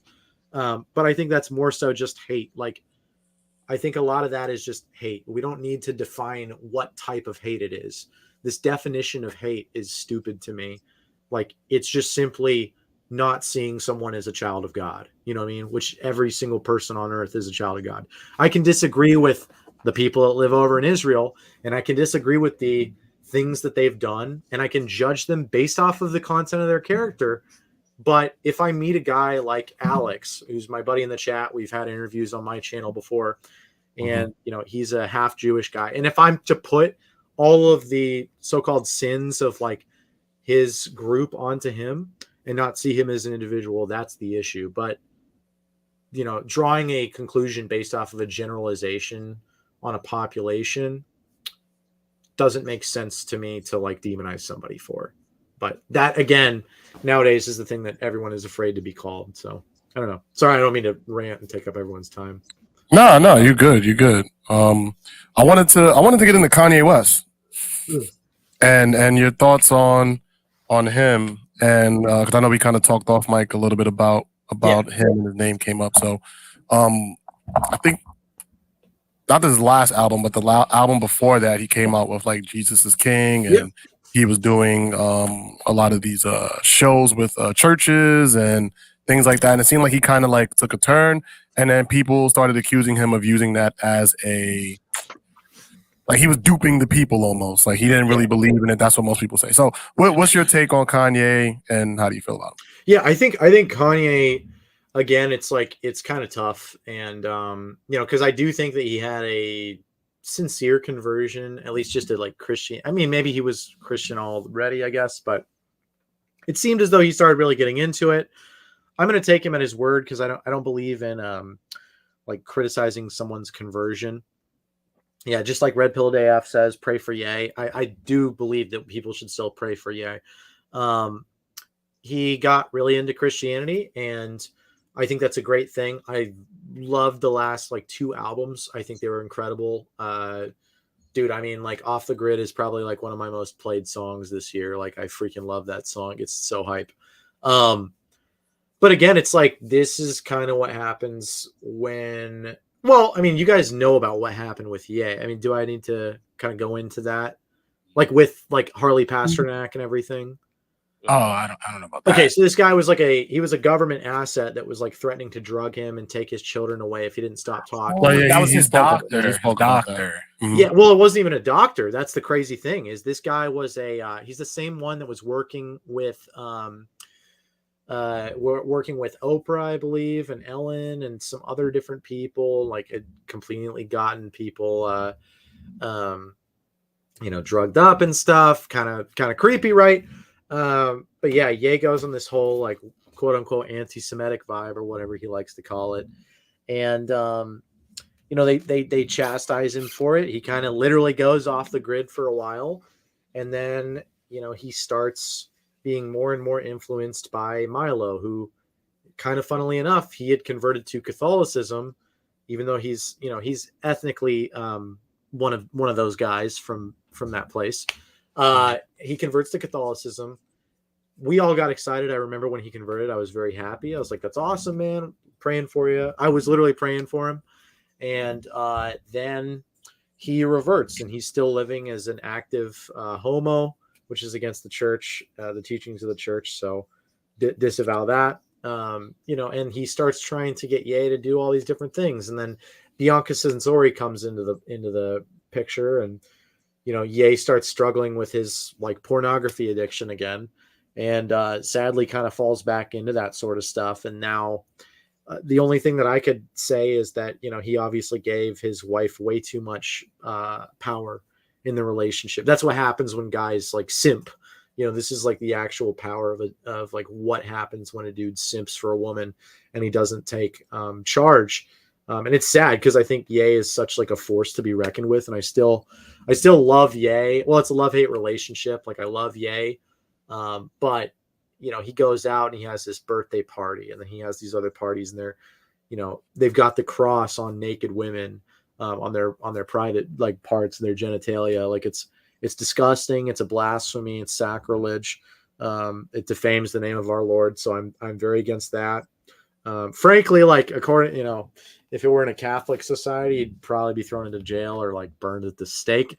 But we're not. So, but yeah, he did that whole thing. Sorry, like right inside it. But yeah, he did that whole thing. Not cool. And then got caught getting bread, I guess. Yeah. Bread from Bianca Censori out in public, which is gross, with his butt cheeks hanging out. So yeah, What? Ye is He was on a boat, He was getting top. yeah, it was like 2 pictures. She yeah, was giving him top, and then and then there's like a picture from behind, and you see his like ass cheeks is out. So you clip like she's just down there between his legs, but then your ass cheeks out. Like, bro, we know what you was doing. yeah. Like what? Like 2 weeks ago? I can pull it up right here. It was. I don't know if I want to see that. It's not really. It's not crazy. Dude, it's gross, man. It's really gross. Not a fan. Not a fan at all. But yeah, they're like eating sushi off of naked women. It's all this like Marina Abramovich like spirit cooking type of crap. It's totally satanic and evil. The rave that they had. Oh, I know that spirit cooking bit. Yeah, she's crazy, man. She's also one of those guys from over there. So you see his butt cheeks. Oh, yeah, it's gross, man. It's pretty sad because like I love Ye, and I'm like, dude, why would you? Why do you think he would do something like that? Yeah, it's freaking gross, It's Is really that what he wanted? in public. No. People have done a lot more stuff in public. Also, man, well, you're gonna like this one. Yeah, so meet a few of them who played massive roles in the proliferation and legalization of marijuana. So you can go to, I know you can't see the thumbnail underneath here, but you can go to, hold up, let me pull the chat over. Right here, sorry.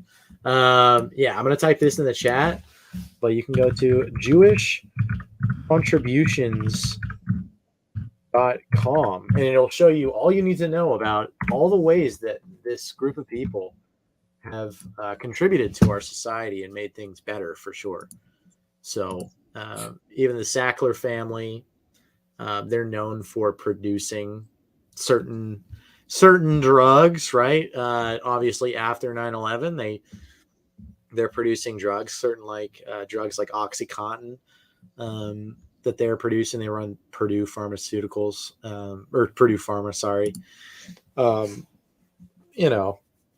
That whole thing. So it's really, really interesting. I mean, they created like Big Mouth, which is a pretty degenerate show. They created all the hookup apps. So like Tinder, Bumble, Grindr, all these guys are like responsible for that. They own all the social media. Zuckerberg, Moskovitz, Eduardo Saverin, Chris Hughes, Andrew McCollum, like all these different groups. They supported apartheid. They started the libertarian movement. All of Joe Biden's kids are married to them. Like pornography was all started by them. I'll show you guys this one here. So there's that one. Samuel Roth, Ruben Sturman, who's called the Walt Disney of pornography. Al Goldstein, the head of Screw magazine, Stephen Hirsch, all these different groups, Tushy and Blacked. And one of the things you'll notice is like with pornography is they constantly promote interracial pornography, or they promote pornography that sexually fetishizes women that are less fertile, because it's meant to lower, again, the white birth rate, because the majority of America is white, right? Ron Jeremy, good example.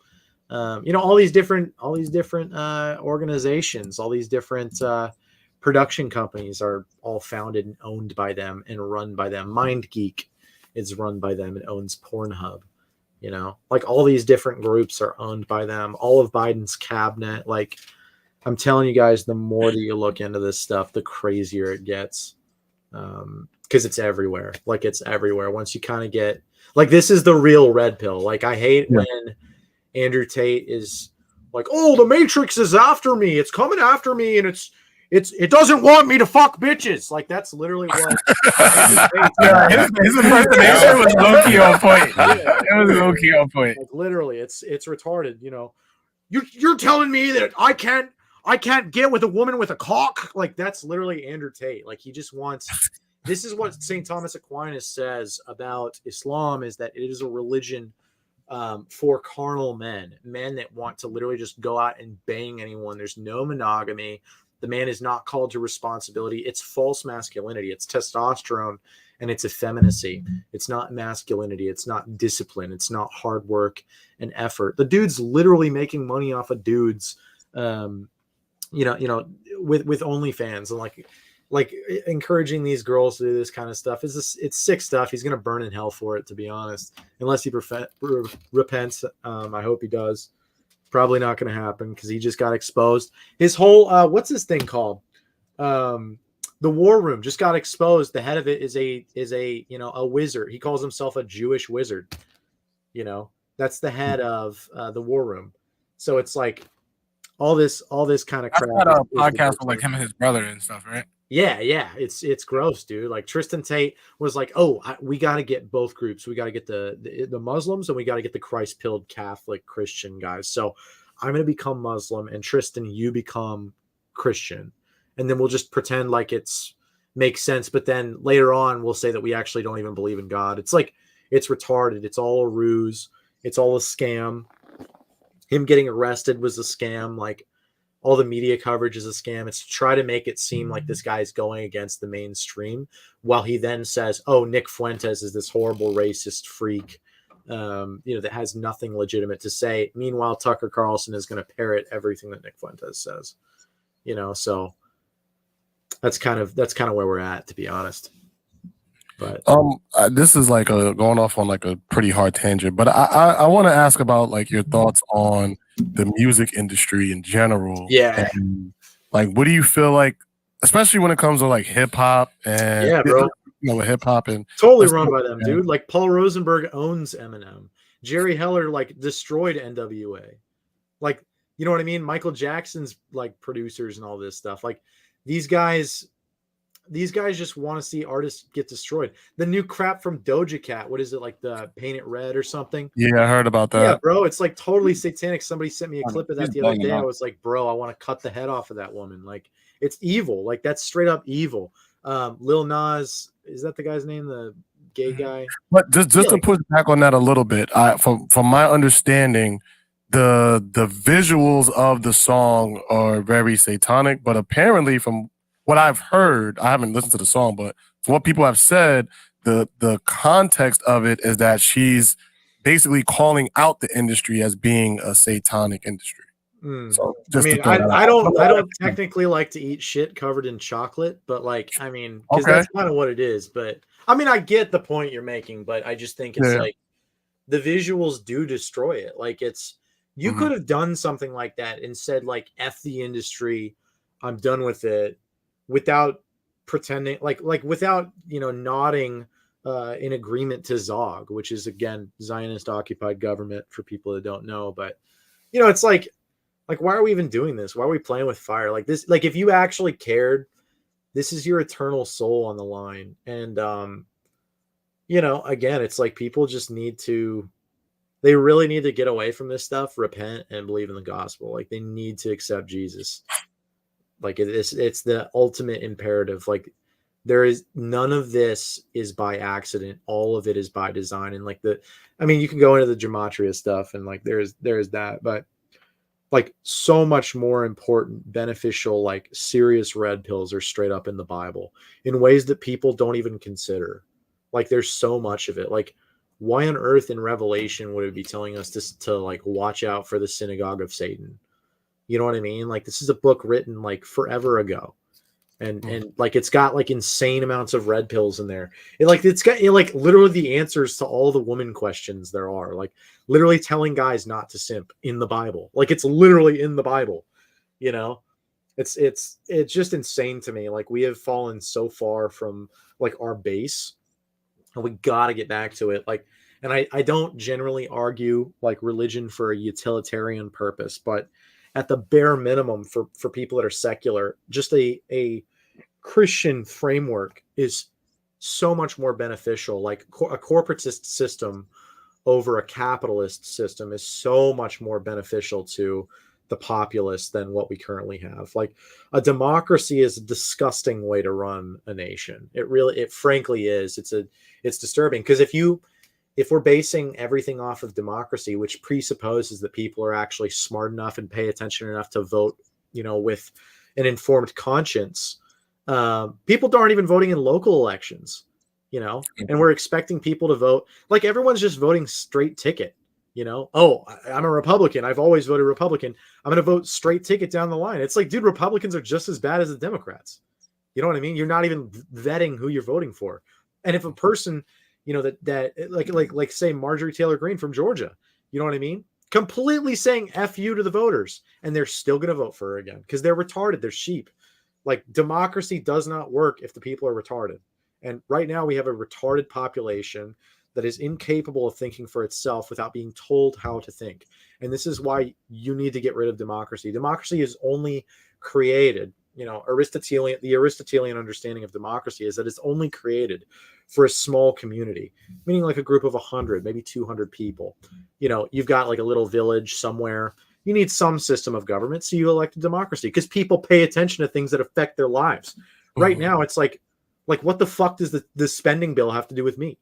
You know what I mean? We know that they're going to take our money anyways, so why would I pay attention to it? Like it doesn't make sense. And most people are like trying to. I hate using this example, but like most people are kind of living paycheck to paycheck. They're like upset about gas.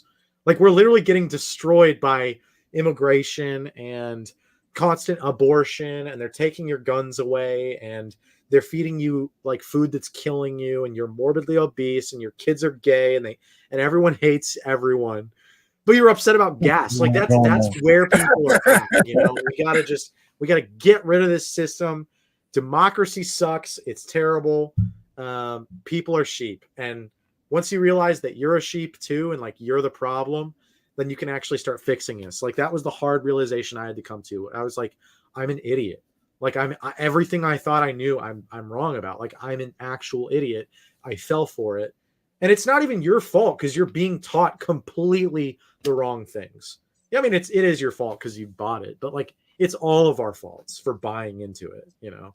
I want to ask, based off of that statement that you made Yeah. about how democracy sucks. With that being said, what do you think we should replace it with? Because you have all these different forms of government, like communism, socialism, totalitarianism, dictatorships. Like, what do you think we should adapt? So I'm a right-wing authoritarian. I consider myself to be like a phalangist. So it's like a fascist system. I openly wear the badge of fascism. I think it's great. I think fascism is cool. It's based. Not, I mean, it's kind of a meme, but like, yeah, I think fascism has gotten like a very serious bad rep, and it's again because who are the people that the fascists were criticizing? You know, same exact group of people. I mean, and I'm not going to get into the big thing that I know people would try to lead this towards, but let's say for the sake of the argument that that's not real, like that thing that we're thinking about, that big event that so many people, you know, died or whatever. Let's pretend that that's kind of like totally blown out of proportion and that didn't actually happen. Then what's really so bad about it? Why did the brown shirts get upset? They got upset because Magnus Hirschfeld at the German Institute for Sexology was pushing transgender surgery. It's because they were pushing homosexual pornography on the masses. It's because there were mother-daughter teams in Berlin that were teaming up on American tourists. You know what I mean? Like this is a depraved, disgusting society wrought with pervitin and drug use, alcoholism, you know, like flagrant fornication and pornography, just everything possibly. It's literally Babylon. And the Christians primarily say, no, we're not dealing with this anymore. It's disgusting. We don't want to deal with our kids. You know, generally what I like to point to, everyone thinks of Germany, but I generally point to Spain because Francisco Franco, I think he's a saint, to be honest. I don't think he did anything wrong.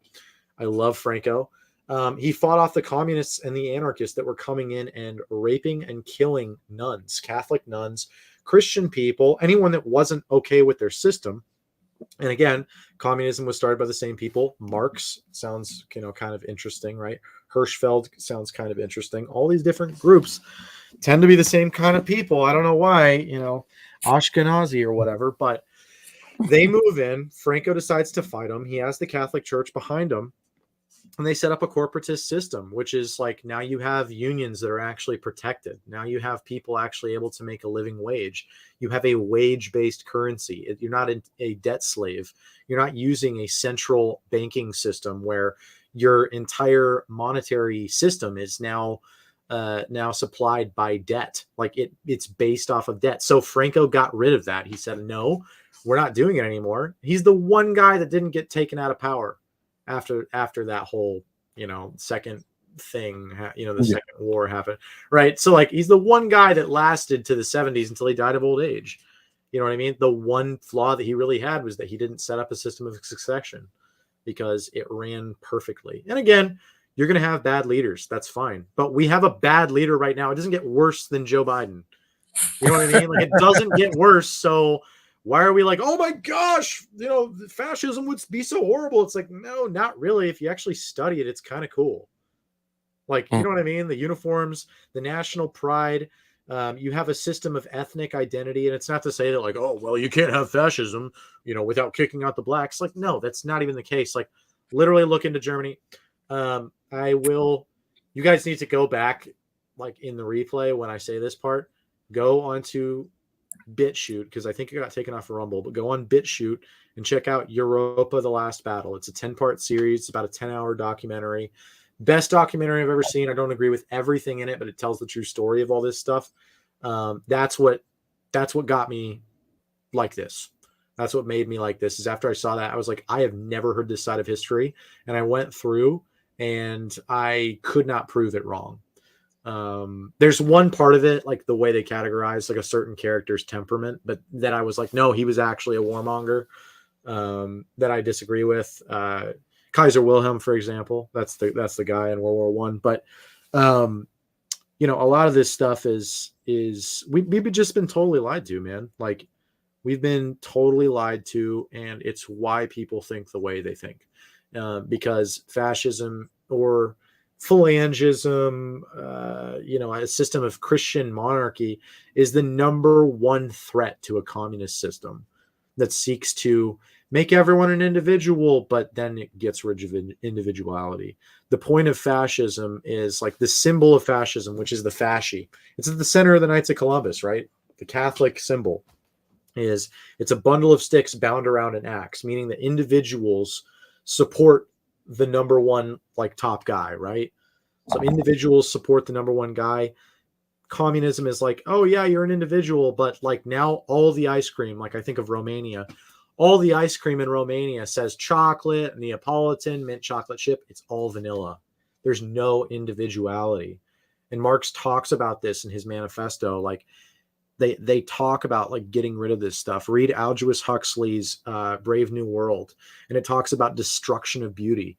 Like one of the things that the communists in Russia did was go into all these churches and destroy the art, burn them down, kill anything unique. It's like that's what they do.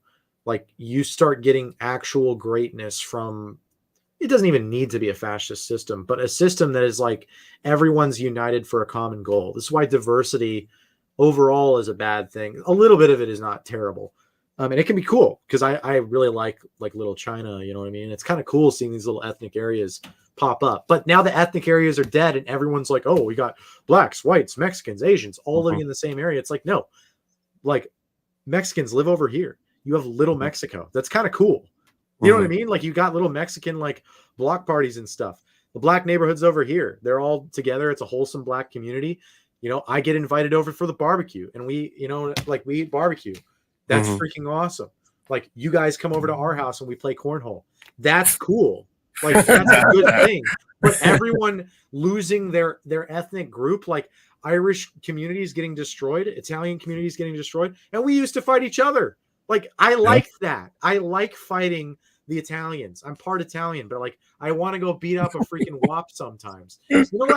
Like some of these little brawls, these friendly arguments that people get into, like a little bit of that casual racism is actually a good thing. It keeps your heart going.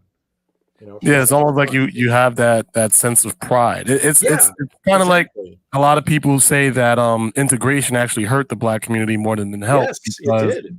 We lost a lot of our pride. Yeah. And we stopped going to each other for the things that we needed in terms of like healthcare, whether it be, I don't know, you need a lawyer, like I don't know, whatever the case was, like you left your community to now go seek resources. And well, it's like, okay. Yeah. Well, it's like, why is this individual group so successful? It's like, well, it's because they're very nepotistic. If they've done anything right, it's the fact that their like identity is so strong in itself. Their communities are so strong. If you enter the community wearing the wrong clothing, they will freak out. It's on my Instagram. I think, if you guys scroll down a little bit, you can see it recently. They're very tight. And we lost that somewhere along the way when we started saying, oh, diversity is our biggest strength. Like diversity literally means God turned, like in the Latin, like Dios, like verse turned, like it literally means God left. It's when everyone at the Tower of Babel wanted to become God and be the same and like literally become God. Like this modern notion of diversity, everybody becoming the same. It's very scriptural and it's like a bad part of scripture. We need to reject it. There needs to be separations and individuality. But if we erase the individuality and we become what I call the mulatto gelato, like you lose so much culture. And I like that culture. I like black people having a strong culture, but I like white people having a strong culture because I'm white. You know what I mean? I want my culture to be strong in the same way that you should want your culture to be strong. So like when I looked at your Instagram and it was all about like elevating, like black voices and like make sure like what you're doing with education. I think that's freaking awesome. Like that needs to happen, but white people need to stop being so afraid to talk about it because right now, again, that percentage of the global population, it's pretty scary. Like I saw that number and that scared me. I was like, I don't want to go extinct. I don't want white people to go extinct. Yeah. And I think Minister Farrakhan said something along the lines of like recently was the first time I think in history where white people had like a negative birth rate or something like that. I don't know if that's true. Yeah. Well, so many like women nowadays. This is the problem: is women. like women are just having abortions everywhere. Women are going out. They are like, let's look at the peak fertility. Like women are fertile at a young age. They mature much faster than men. So if we're basing it off of like a biological prerogative, it would make sense that people get married younger, right? Then there should be like a little bit of an age gap, maybe a couple years, guys a couple years older. Then the guy marries like a girl who's pretty young. You know what I mean? This whole like basing everything around this false notion that's not religion. It's not in the Bible. And it's literally around this idea of when they can tax you and like raise the tax brackets. It's retarded. People should be getting married young. They should be having kids. Women should be staying home.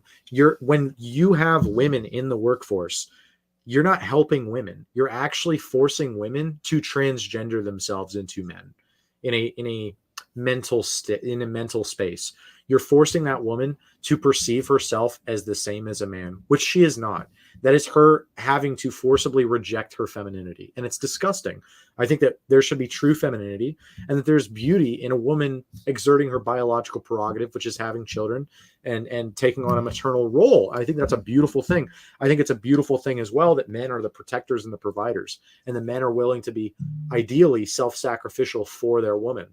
But it is disordered to have your woman working if you don't need to. I mean, it even says this in the Bible. Like if we're actually trying to like live by the book, like to be men of the book and be better, to discipline ourselves, like we need to push ourselves. It encourages the man to be like, I'm not going to slack and let my wife work and make less money and work less hours. It's like kind of forces the man to bust his ass in a way that we kind of need nowadays. And you're inflating the job market when you do this, because now they can just pay men less than what they were paying them at the time, right? Now you've got another half of the job force. You got you doubled your workforce because now every woman is working.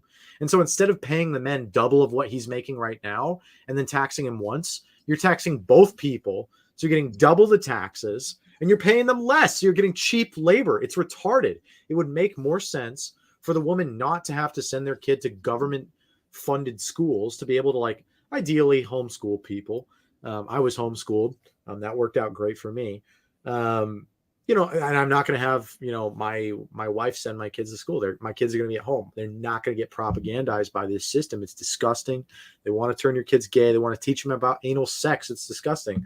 And, you got to keep your kids out of this system. And if we were able, like, what woman really wants to go to work? It's retarded. I'm so tired of hearing it. Like, what are you going to do? Sacrifice, I don't know, the best years of your life being surrounded by your children on your deathbed for, I don't know, like pushing papers? Like, shut the fuck up, Karen. You suck. It's so annoying. Like, oh, I'm going to become the assistant regional manager at this certain, I don't know. It's some stupid firm that no one's ever going to hear about again in 20 years because it's going to go bankrupt, or, they're going to shut it down whenever the owner decides that he's going to, cash out. Like, it's retarded. These companies don't even care about you, like, woman. Like, what are you doing?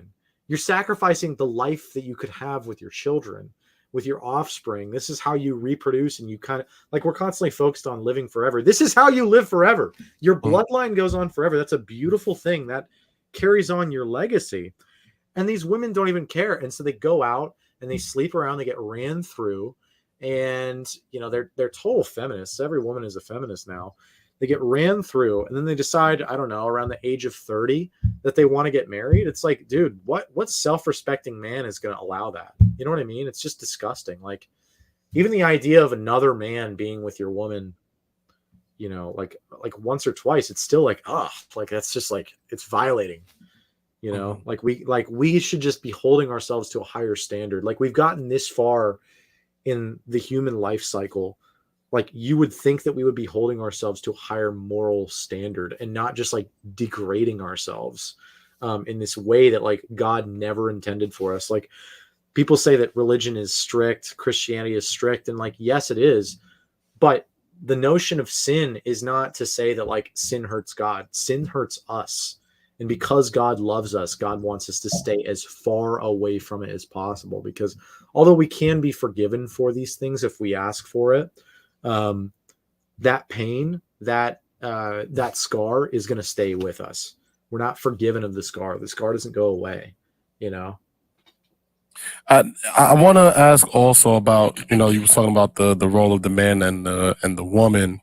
Mm-hmm. What do you say to the men that try to create a life where their woman doesn't have to work? Especially in New York City, it's so hard to live off of one stream of income, especially if that's where you're getting a wage. So what do you say to the men who are going through that part of their life where it's like, damn, I want to provide for my family. I don't want my woman to work ideally, but in order to make ends meet, you might have to do it. Yeah, I mean, like, if you have to, again, that's why I said, like, if you can avoid it, you need to avoid it. Like, you have a prerogative as a man to avoid it, because you should not deprive your children of their mother, right? They're like, they should not be with some fat, obese, like Sharon all day. You know what I mean? Like, I don't want some random, like, I don't want some random woman. I'm trying to be nice. I don't want some random woman raising my child, because that's what they're doing. They're spending all day with your kid.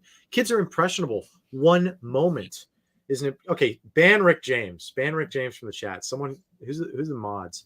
Literally, we need to get a mod in here and ban this guy. He's a faggot. Yeah, literally. I'm just tired of seeing him pop up on this thing. It's just annoying. What was I saying? Sorry. Rick James is just trolling me the whole time.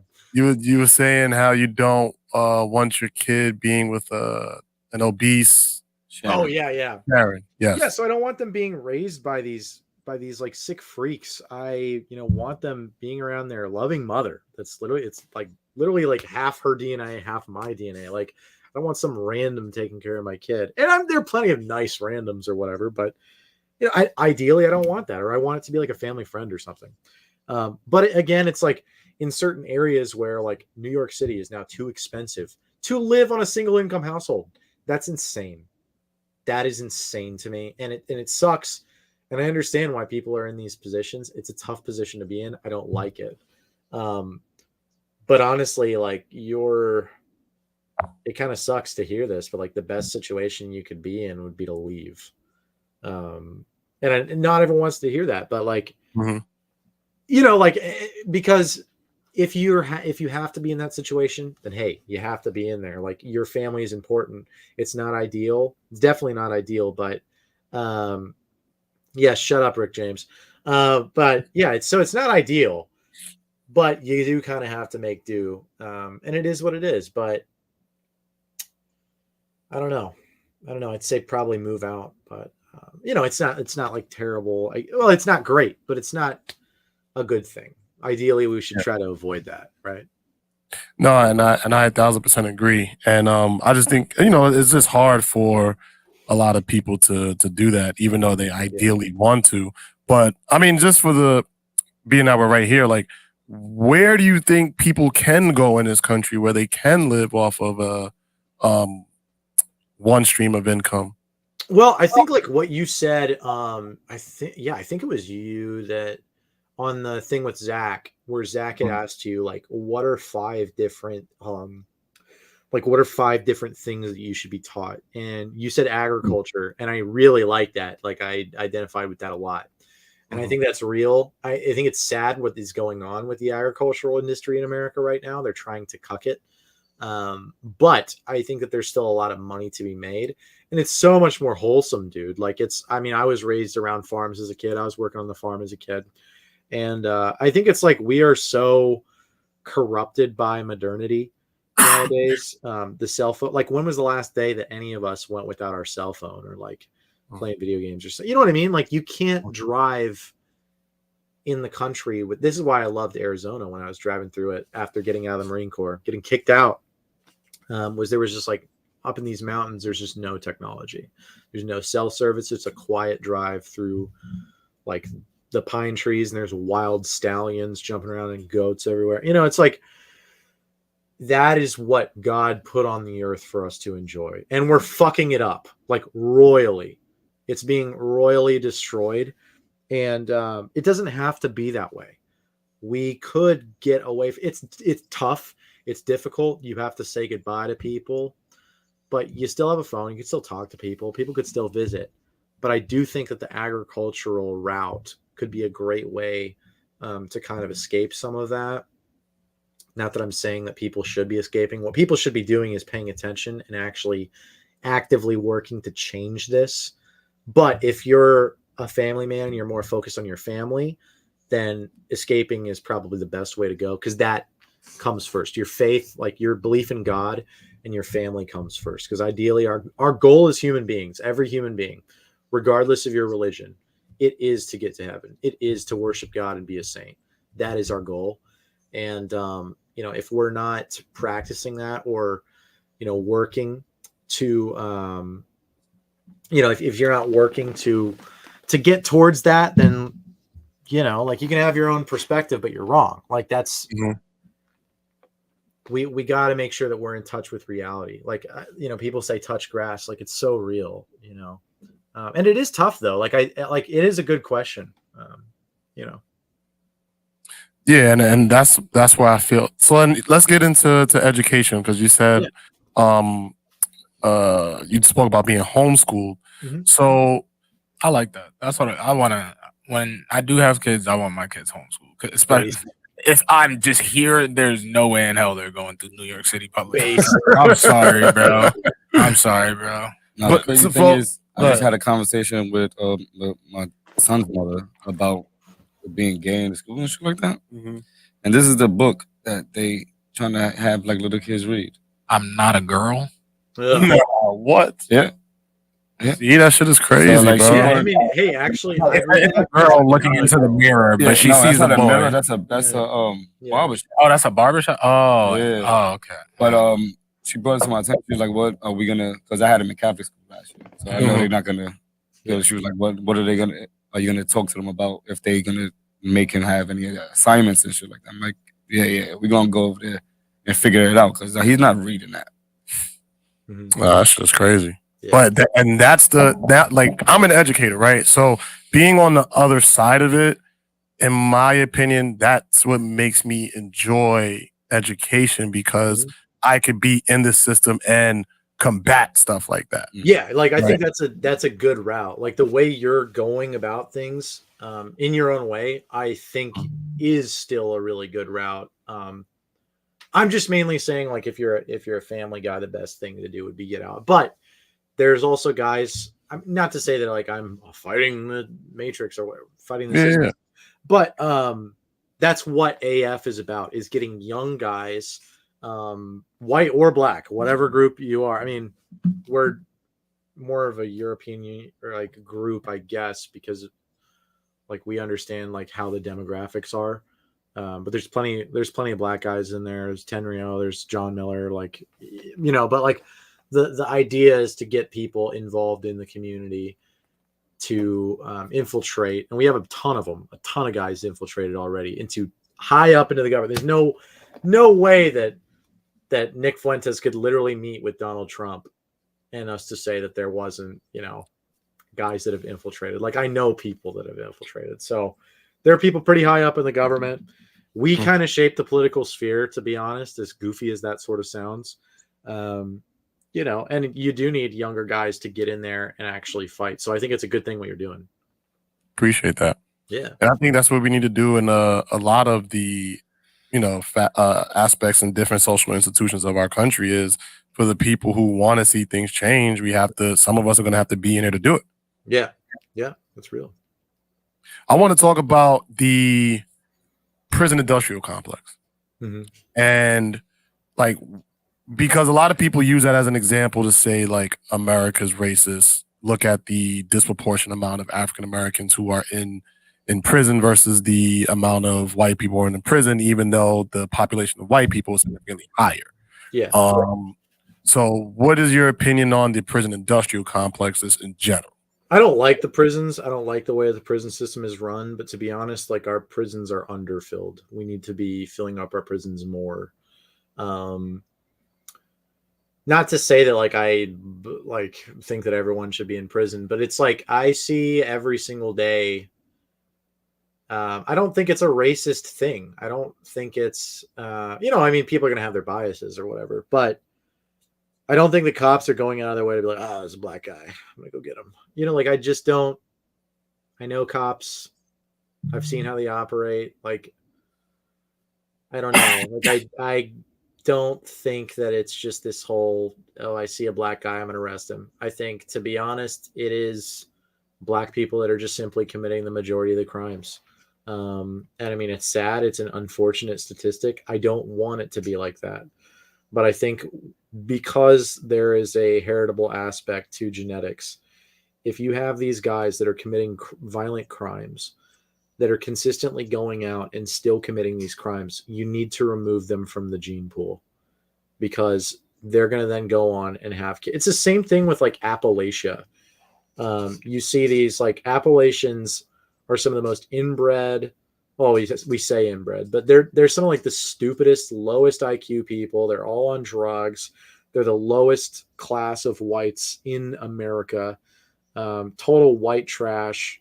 And I mean, they're still people. You still got to like offer them dignity, like human dignity and respect. But like, that is on them.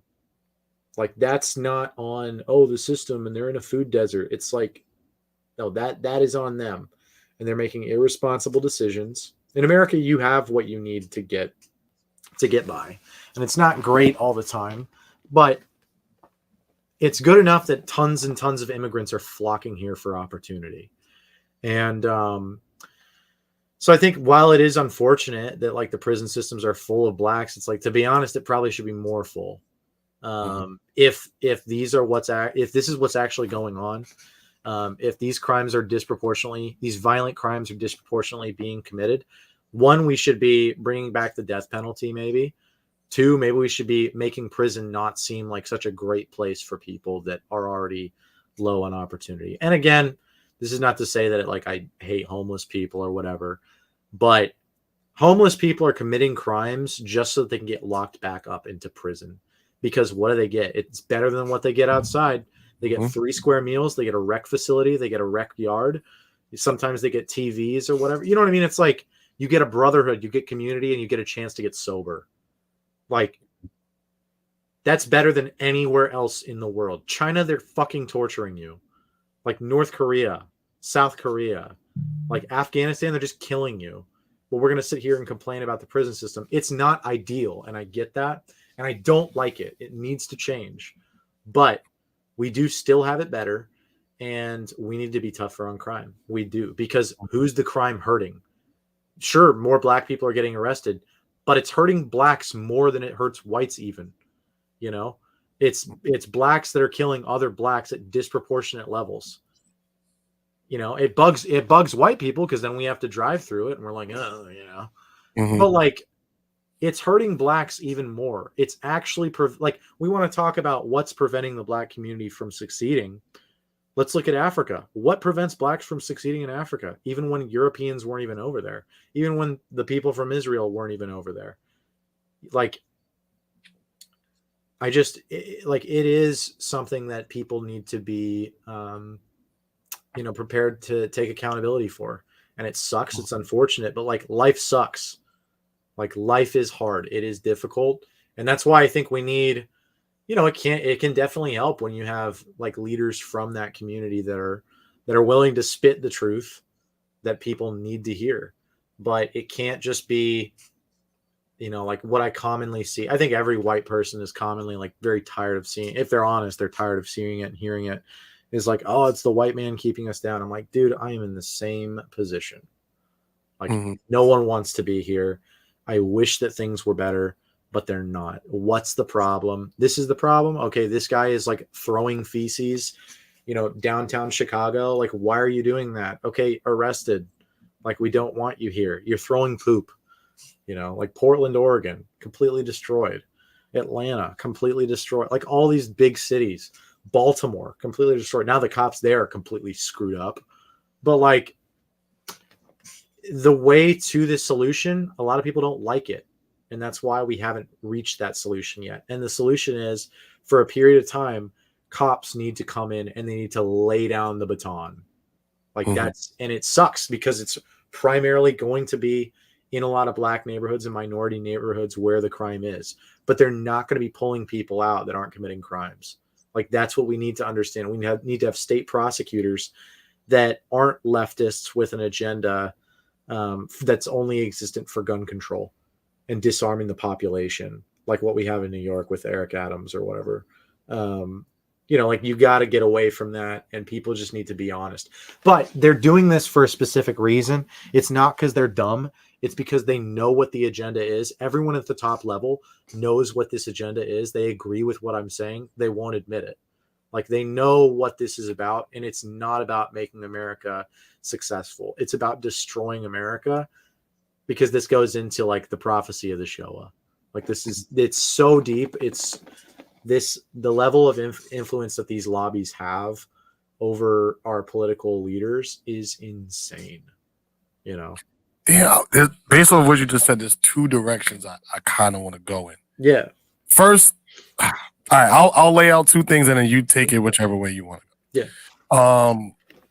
How do you feel about the direction our country is going in terms of the Second Amendment? Mm-hmm. And another direction, you pick which direction you want to go. How do you feel about the formation of BRICS? And how is that going to influence our country? Like the format, like physical BRICS, like like China, Brazil, Russia, that alliance that they made. Okay. I like the alliance between China and Russia. I think it's a good thing. Not, I guess, for U.S. foreign policy, but I think it makes sense for them. It's a good thing. Because the U.S. is the bad guy right now. We are the bad guy right now. Like Russia, China's not great. Russia's not great in every capacity, but they're better than we are. Sadly, which sucks, because like, I am America first. I'm very pro US. I'm very patriotic, but like, it's the facts. We lost when the neocons took over, and we can still come back. We're the kings of the comebacks. We can still come back, but right now we're not on top. As for the Second Amendment, I think it's totally cucked. I mean, it's like, what we just had the brace ban get pushed. It's still like in this weird like legislative state where they're not sure about what the ATF considers to be a brace or what it considers to be an assault rifle. Like, we're still in this weird period where, I don't know, it's something like 25 million Americans are at risk of being felons right now. And it's insane. Again, it's like we keep formatting the Second Amendment like it's about hunting or something. Like, it's not about that. I think it's stupid. Like, I don't know. I'm a big gun guy, but I don't see the, I do see the point. The point is they want to disarm the populace. They want the criminals to be the ones with, it's a pretty cut and dry example, but they want the criminals to be the ones with the guns. If the populace is disarmed, then the government, the arm of the state, can do whatever they want. That's why most people in the military nowadays are just total brain dead slobs. They don't pay attention to foreign policy. They believe what their commanders tell them. That's how I was. Mm-hmm. So what is America like? What is America like without a population, without the population having their firearms? Oh, I don't know. A very different place. I think, it's not to say that like the guns really do much, but I think the fear of what the guns are capable of does something. When people actually like try to use the guns for the Second Amendment's like chief purpose, they end up in jail. We're seeing like elderly women get locked up for life. They're going to die in prison because of January 6th. What is it? Alexander or Andrew Tario just got 20 years. He wasn't even there. It's like Owen Schroyer. Yeah, Owen Schroyer is getting locked up, but it's, you know what I mean? It's like none of these people were even there, and we're just weaponizing the the three-letter agencies of the state to eliminate people that are critical of the state. Very Marxist right there. So again, it's like, do the guns really do anything? Not really. Do I like them? Yes. But it's like they don't really do much, to be honest, because everyone's so cucked at this point. Like, and it sucks. I hate to break it to you, Second Amendment people, but like, your single issue voting on the gun rights is completely retarded, because none of these people care, and the NRA is totally bought out. Like, Gun Owners of America is probably the only group that's actually fighting. What is it? Gun Owners of America, and then there's one other one.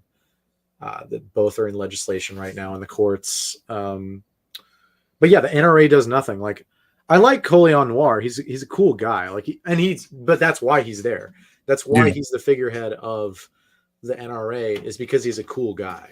Like, everyone likes Coleon Noir. Like, he's commenting on like Fresh and Fit. Like, he's a cool guy. I'd like to go to the range with him, but like, is he actively fighting the good fight? No, he's not. Like, he's the figurehead. He's like the Athlean X guy for, the bodybuilding stuff. Like, he's like, I don't know, who's the skinny little kid, the blonde kid that's constantly trying to sell his supplements. I don't know, but he's like one of those guys. It's not, it's kind of sad.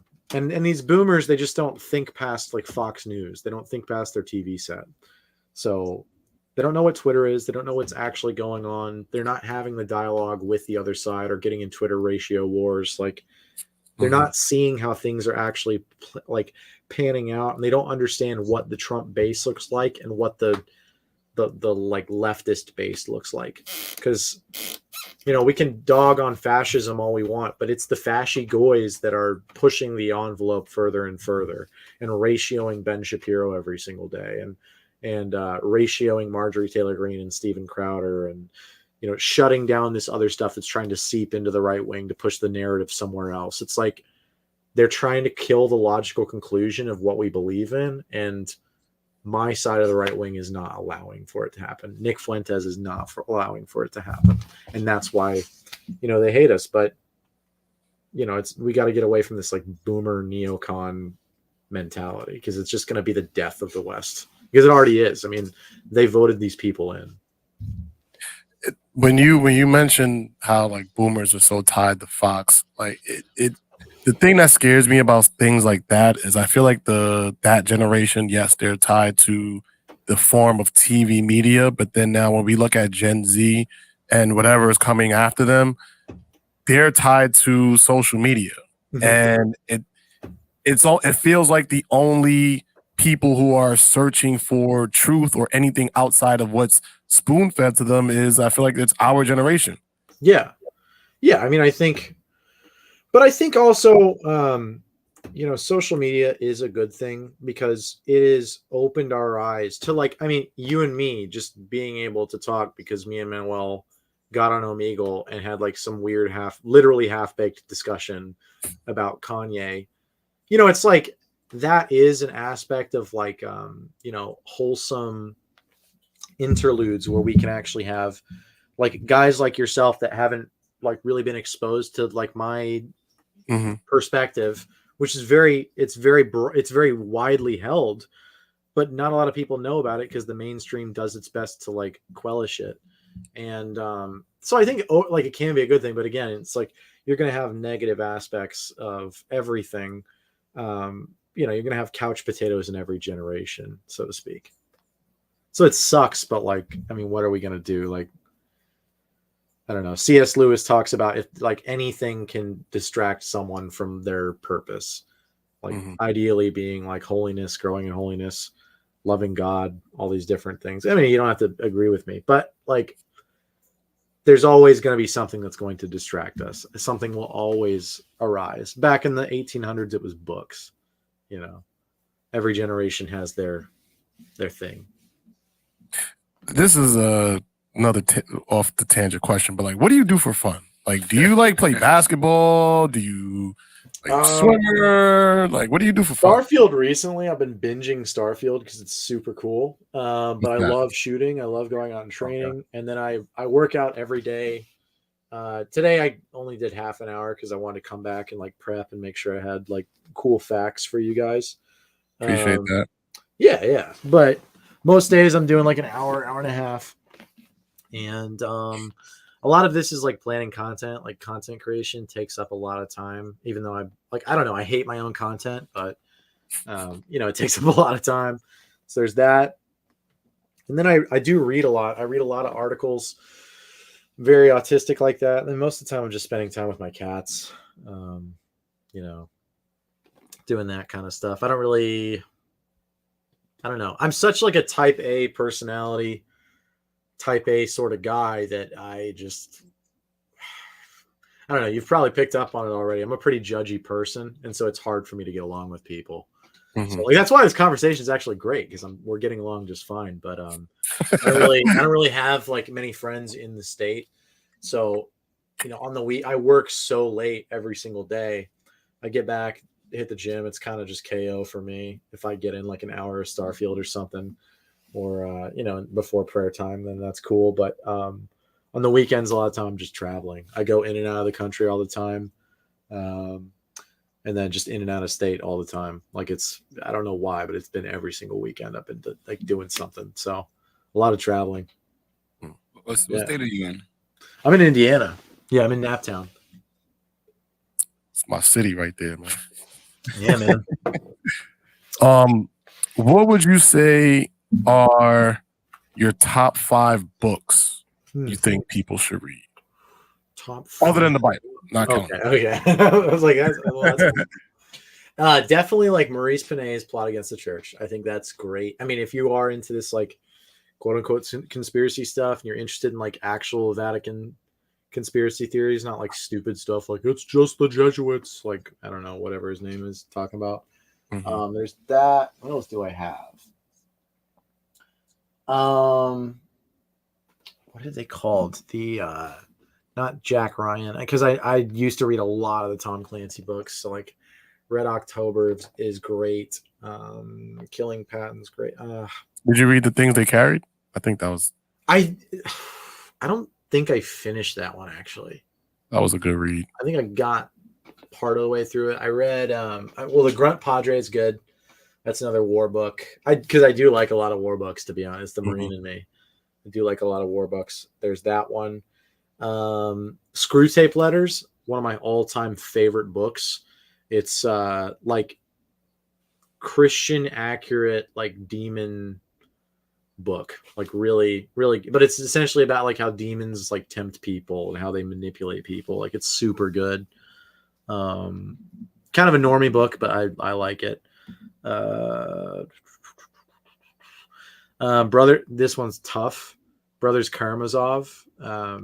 It's a really long, it's super long and it's really tough because it's all like Russian, but that's really good. 100 Years Together is really good. Anything by E. Michael Jones is insane. Like Slaughter of Cities, one of my favorite books. Sorry, I'm just like dropping books now. It's not really. No, it's all good. This is great. Yeah. E. Michael Jones is insane. He goes really into this stuff. Slaughter of Cities is so good. Jewish Revolutionary Spirit, also by E. Michael Jones. Incredible book. I think I like Slaughter of Cities more though.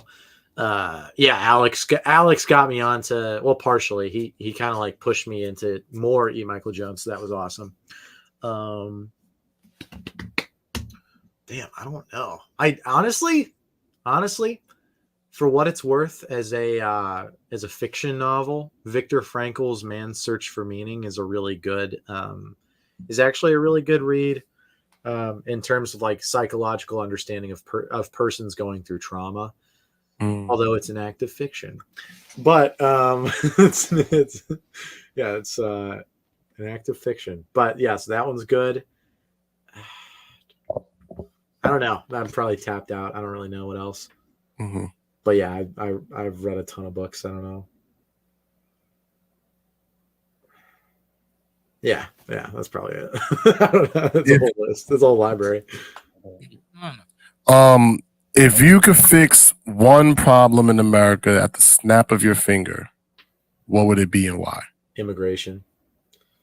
Yeah, for all the reasons that we went into earlier. Yeah, definitely immigration. I think that we need to have like a strong border. We need to have a strong national identity. We need to have national sovereignty and control over our own nations. So like alongside fixing immigration would also be like deporting anyone that's illegal. And then anyone that is an immigrant that's committed felonies, like violent felonies, immediately needs to get deported. And also people in our government that are immigrants. You should not be holding a position of power in office if you're an immigrant. And that's kind of, I don't know, a lot of people might get like butthurt by that, but it makes no sense. Like, why on earth is the Taoiseach Prime Minister of Ireland a homosexual Indian guy? It's like this is Ireland.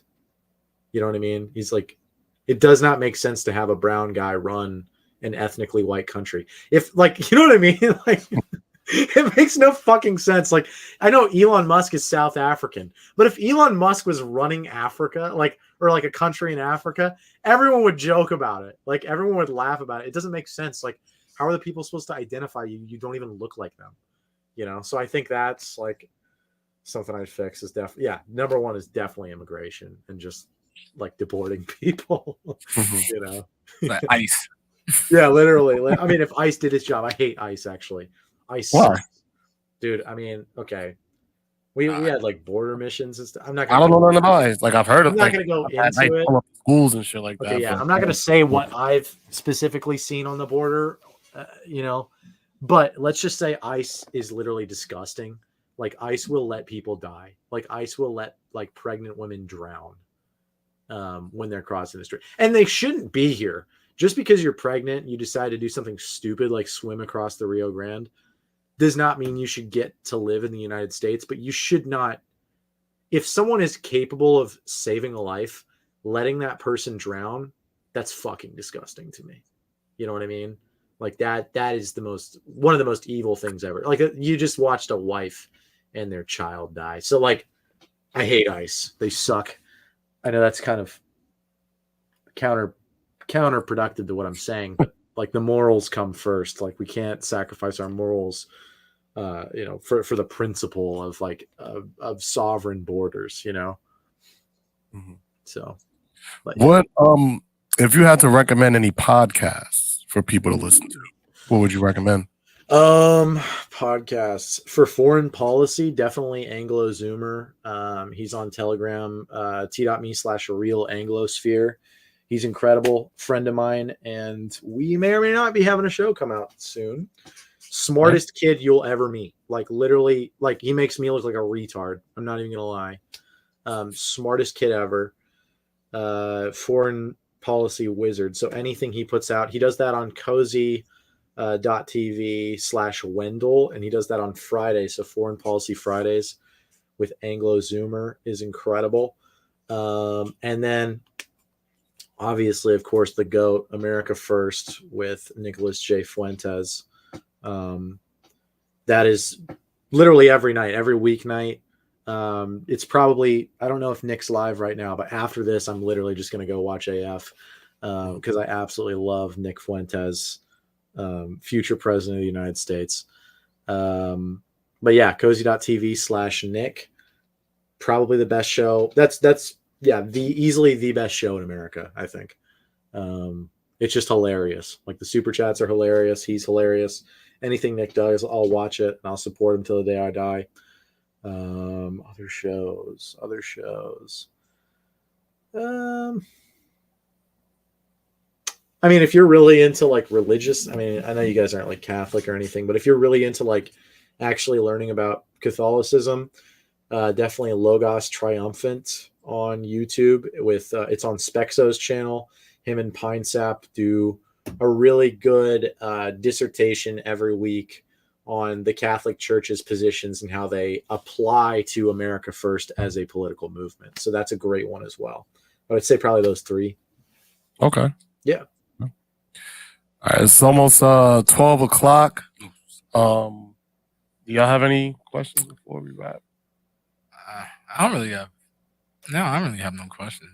No, I just came off a long ass flight. Justin looked tired as shit. Yeah. Sorry, man. Yeah, I know I've been keeping I was here for this, but I got a lot of information, you know. Yeah. I was just listening today. Nah, yeah, it was like a Zach kind of thing. Just let him talk. Yeah, I'm glad you're able to come hang out. I'm glad you're able to make it. I came off the flight. I went home, dropped my bags off, and came right over here. Yeah, man. Awesome. Yeah, I'm exhausted.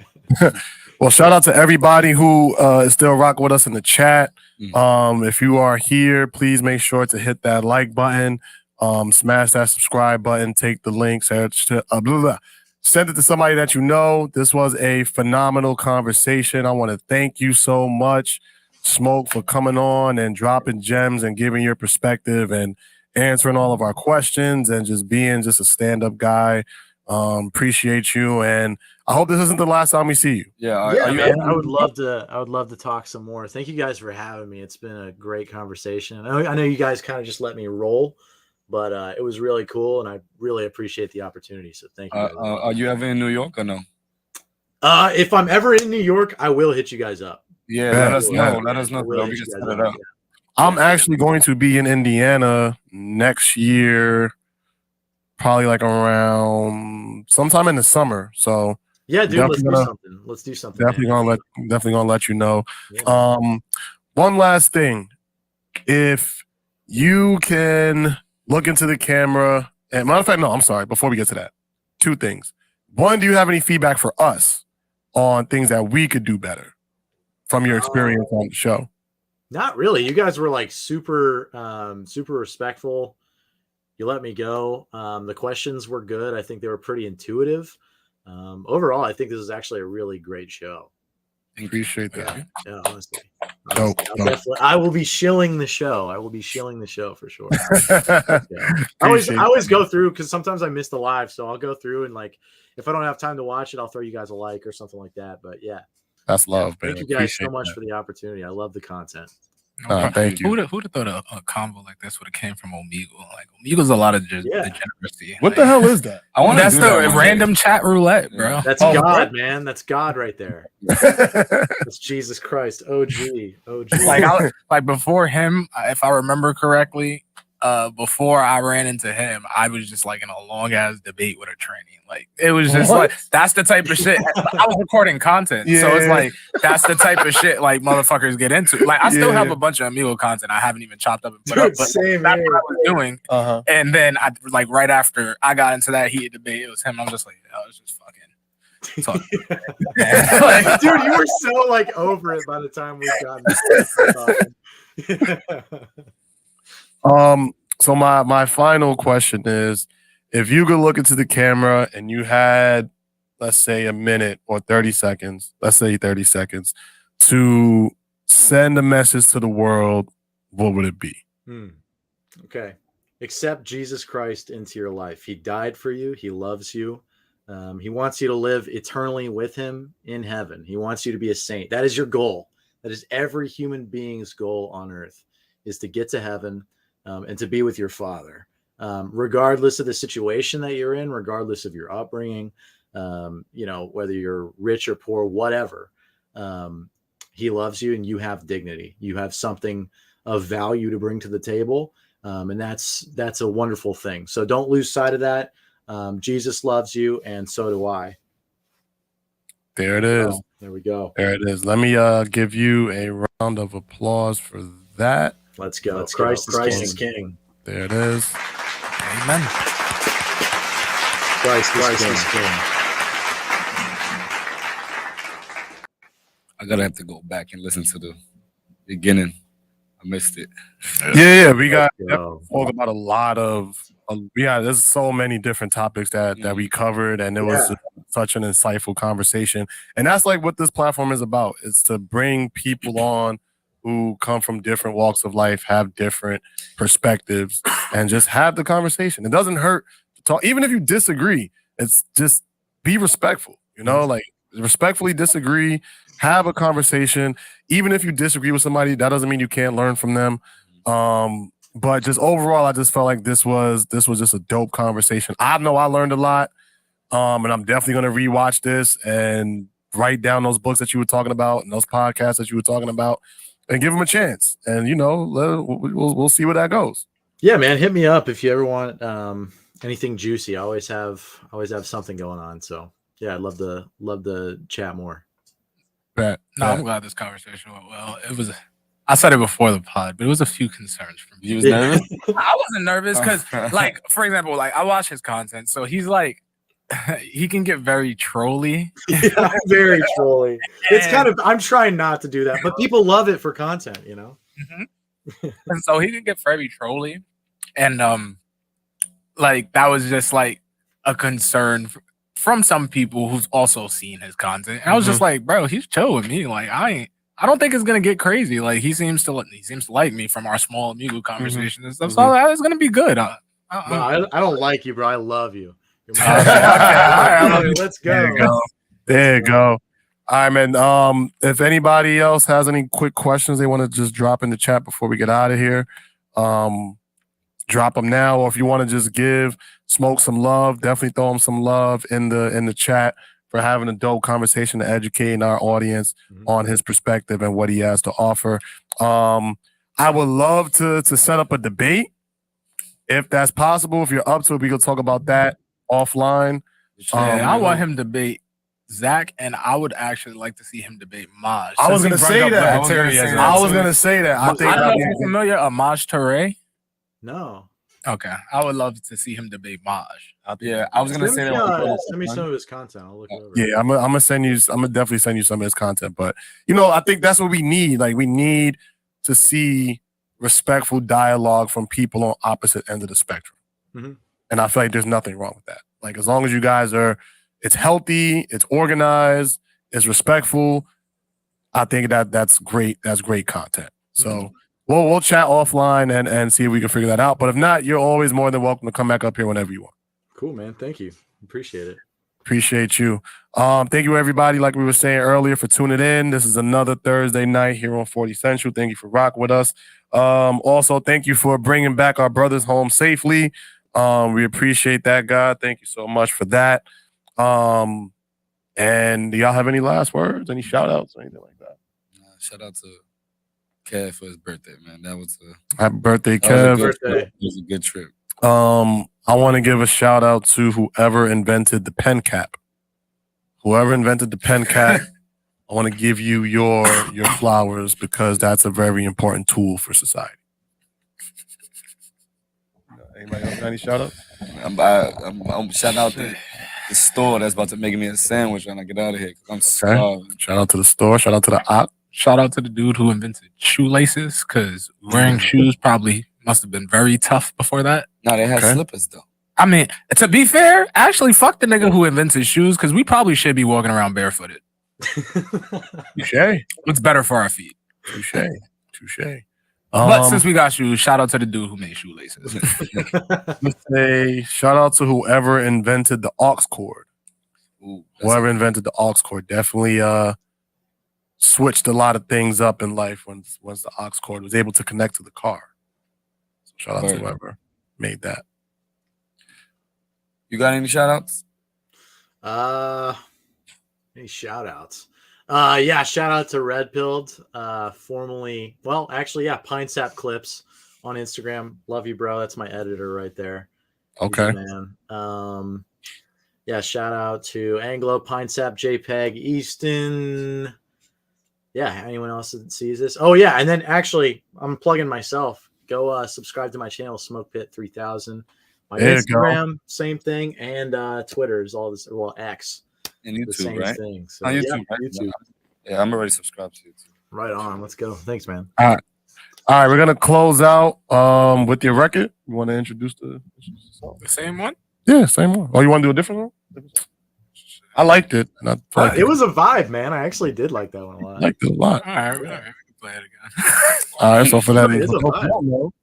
what's the record? The name of the song is Ferris Wheel by Me, The Manual. It was if you actually listen to at least my verse, it was more so supposed to be like a kind of Romeo Juliet-ish hood love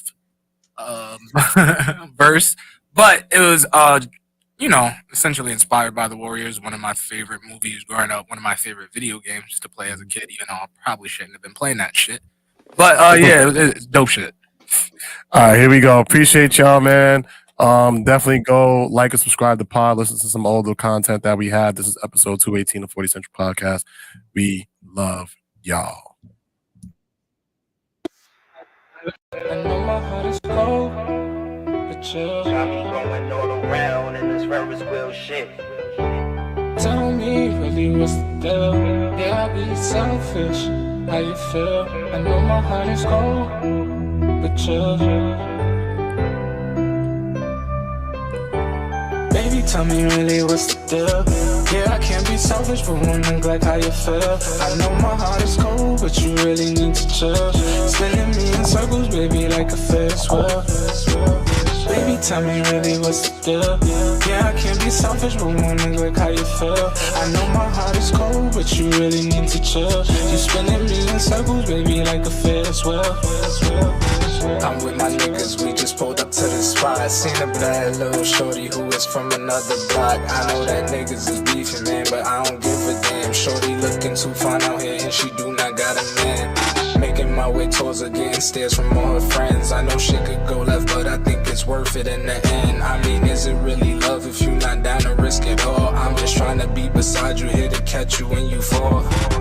Damn, so then I took her by the hand, told her you my little girl, girl, you need to understand. You be hyping niggas up, got them feeling like the man, but that's my name. Ain't no game, you ain't gon' treat me like a fan.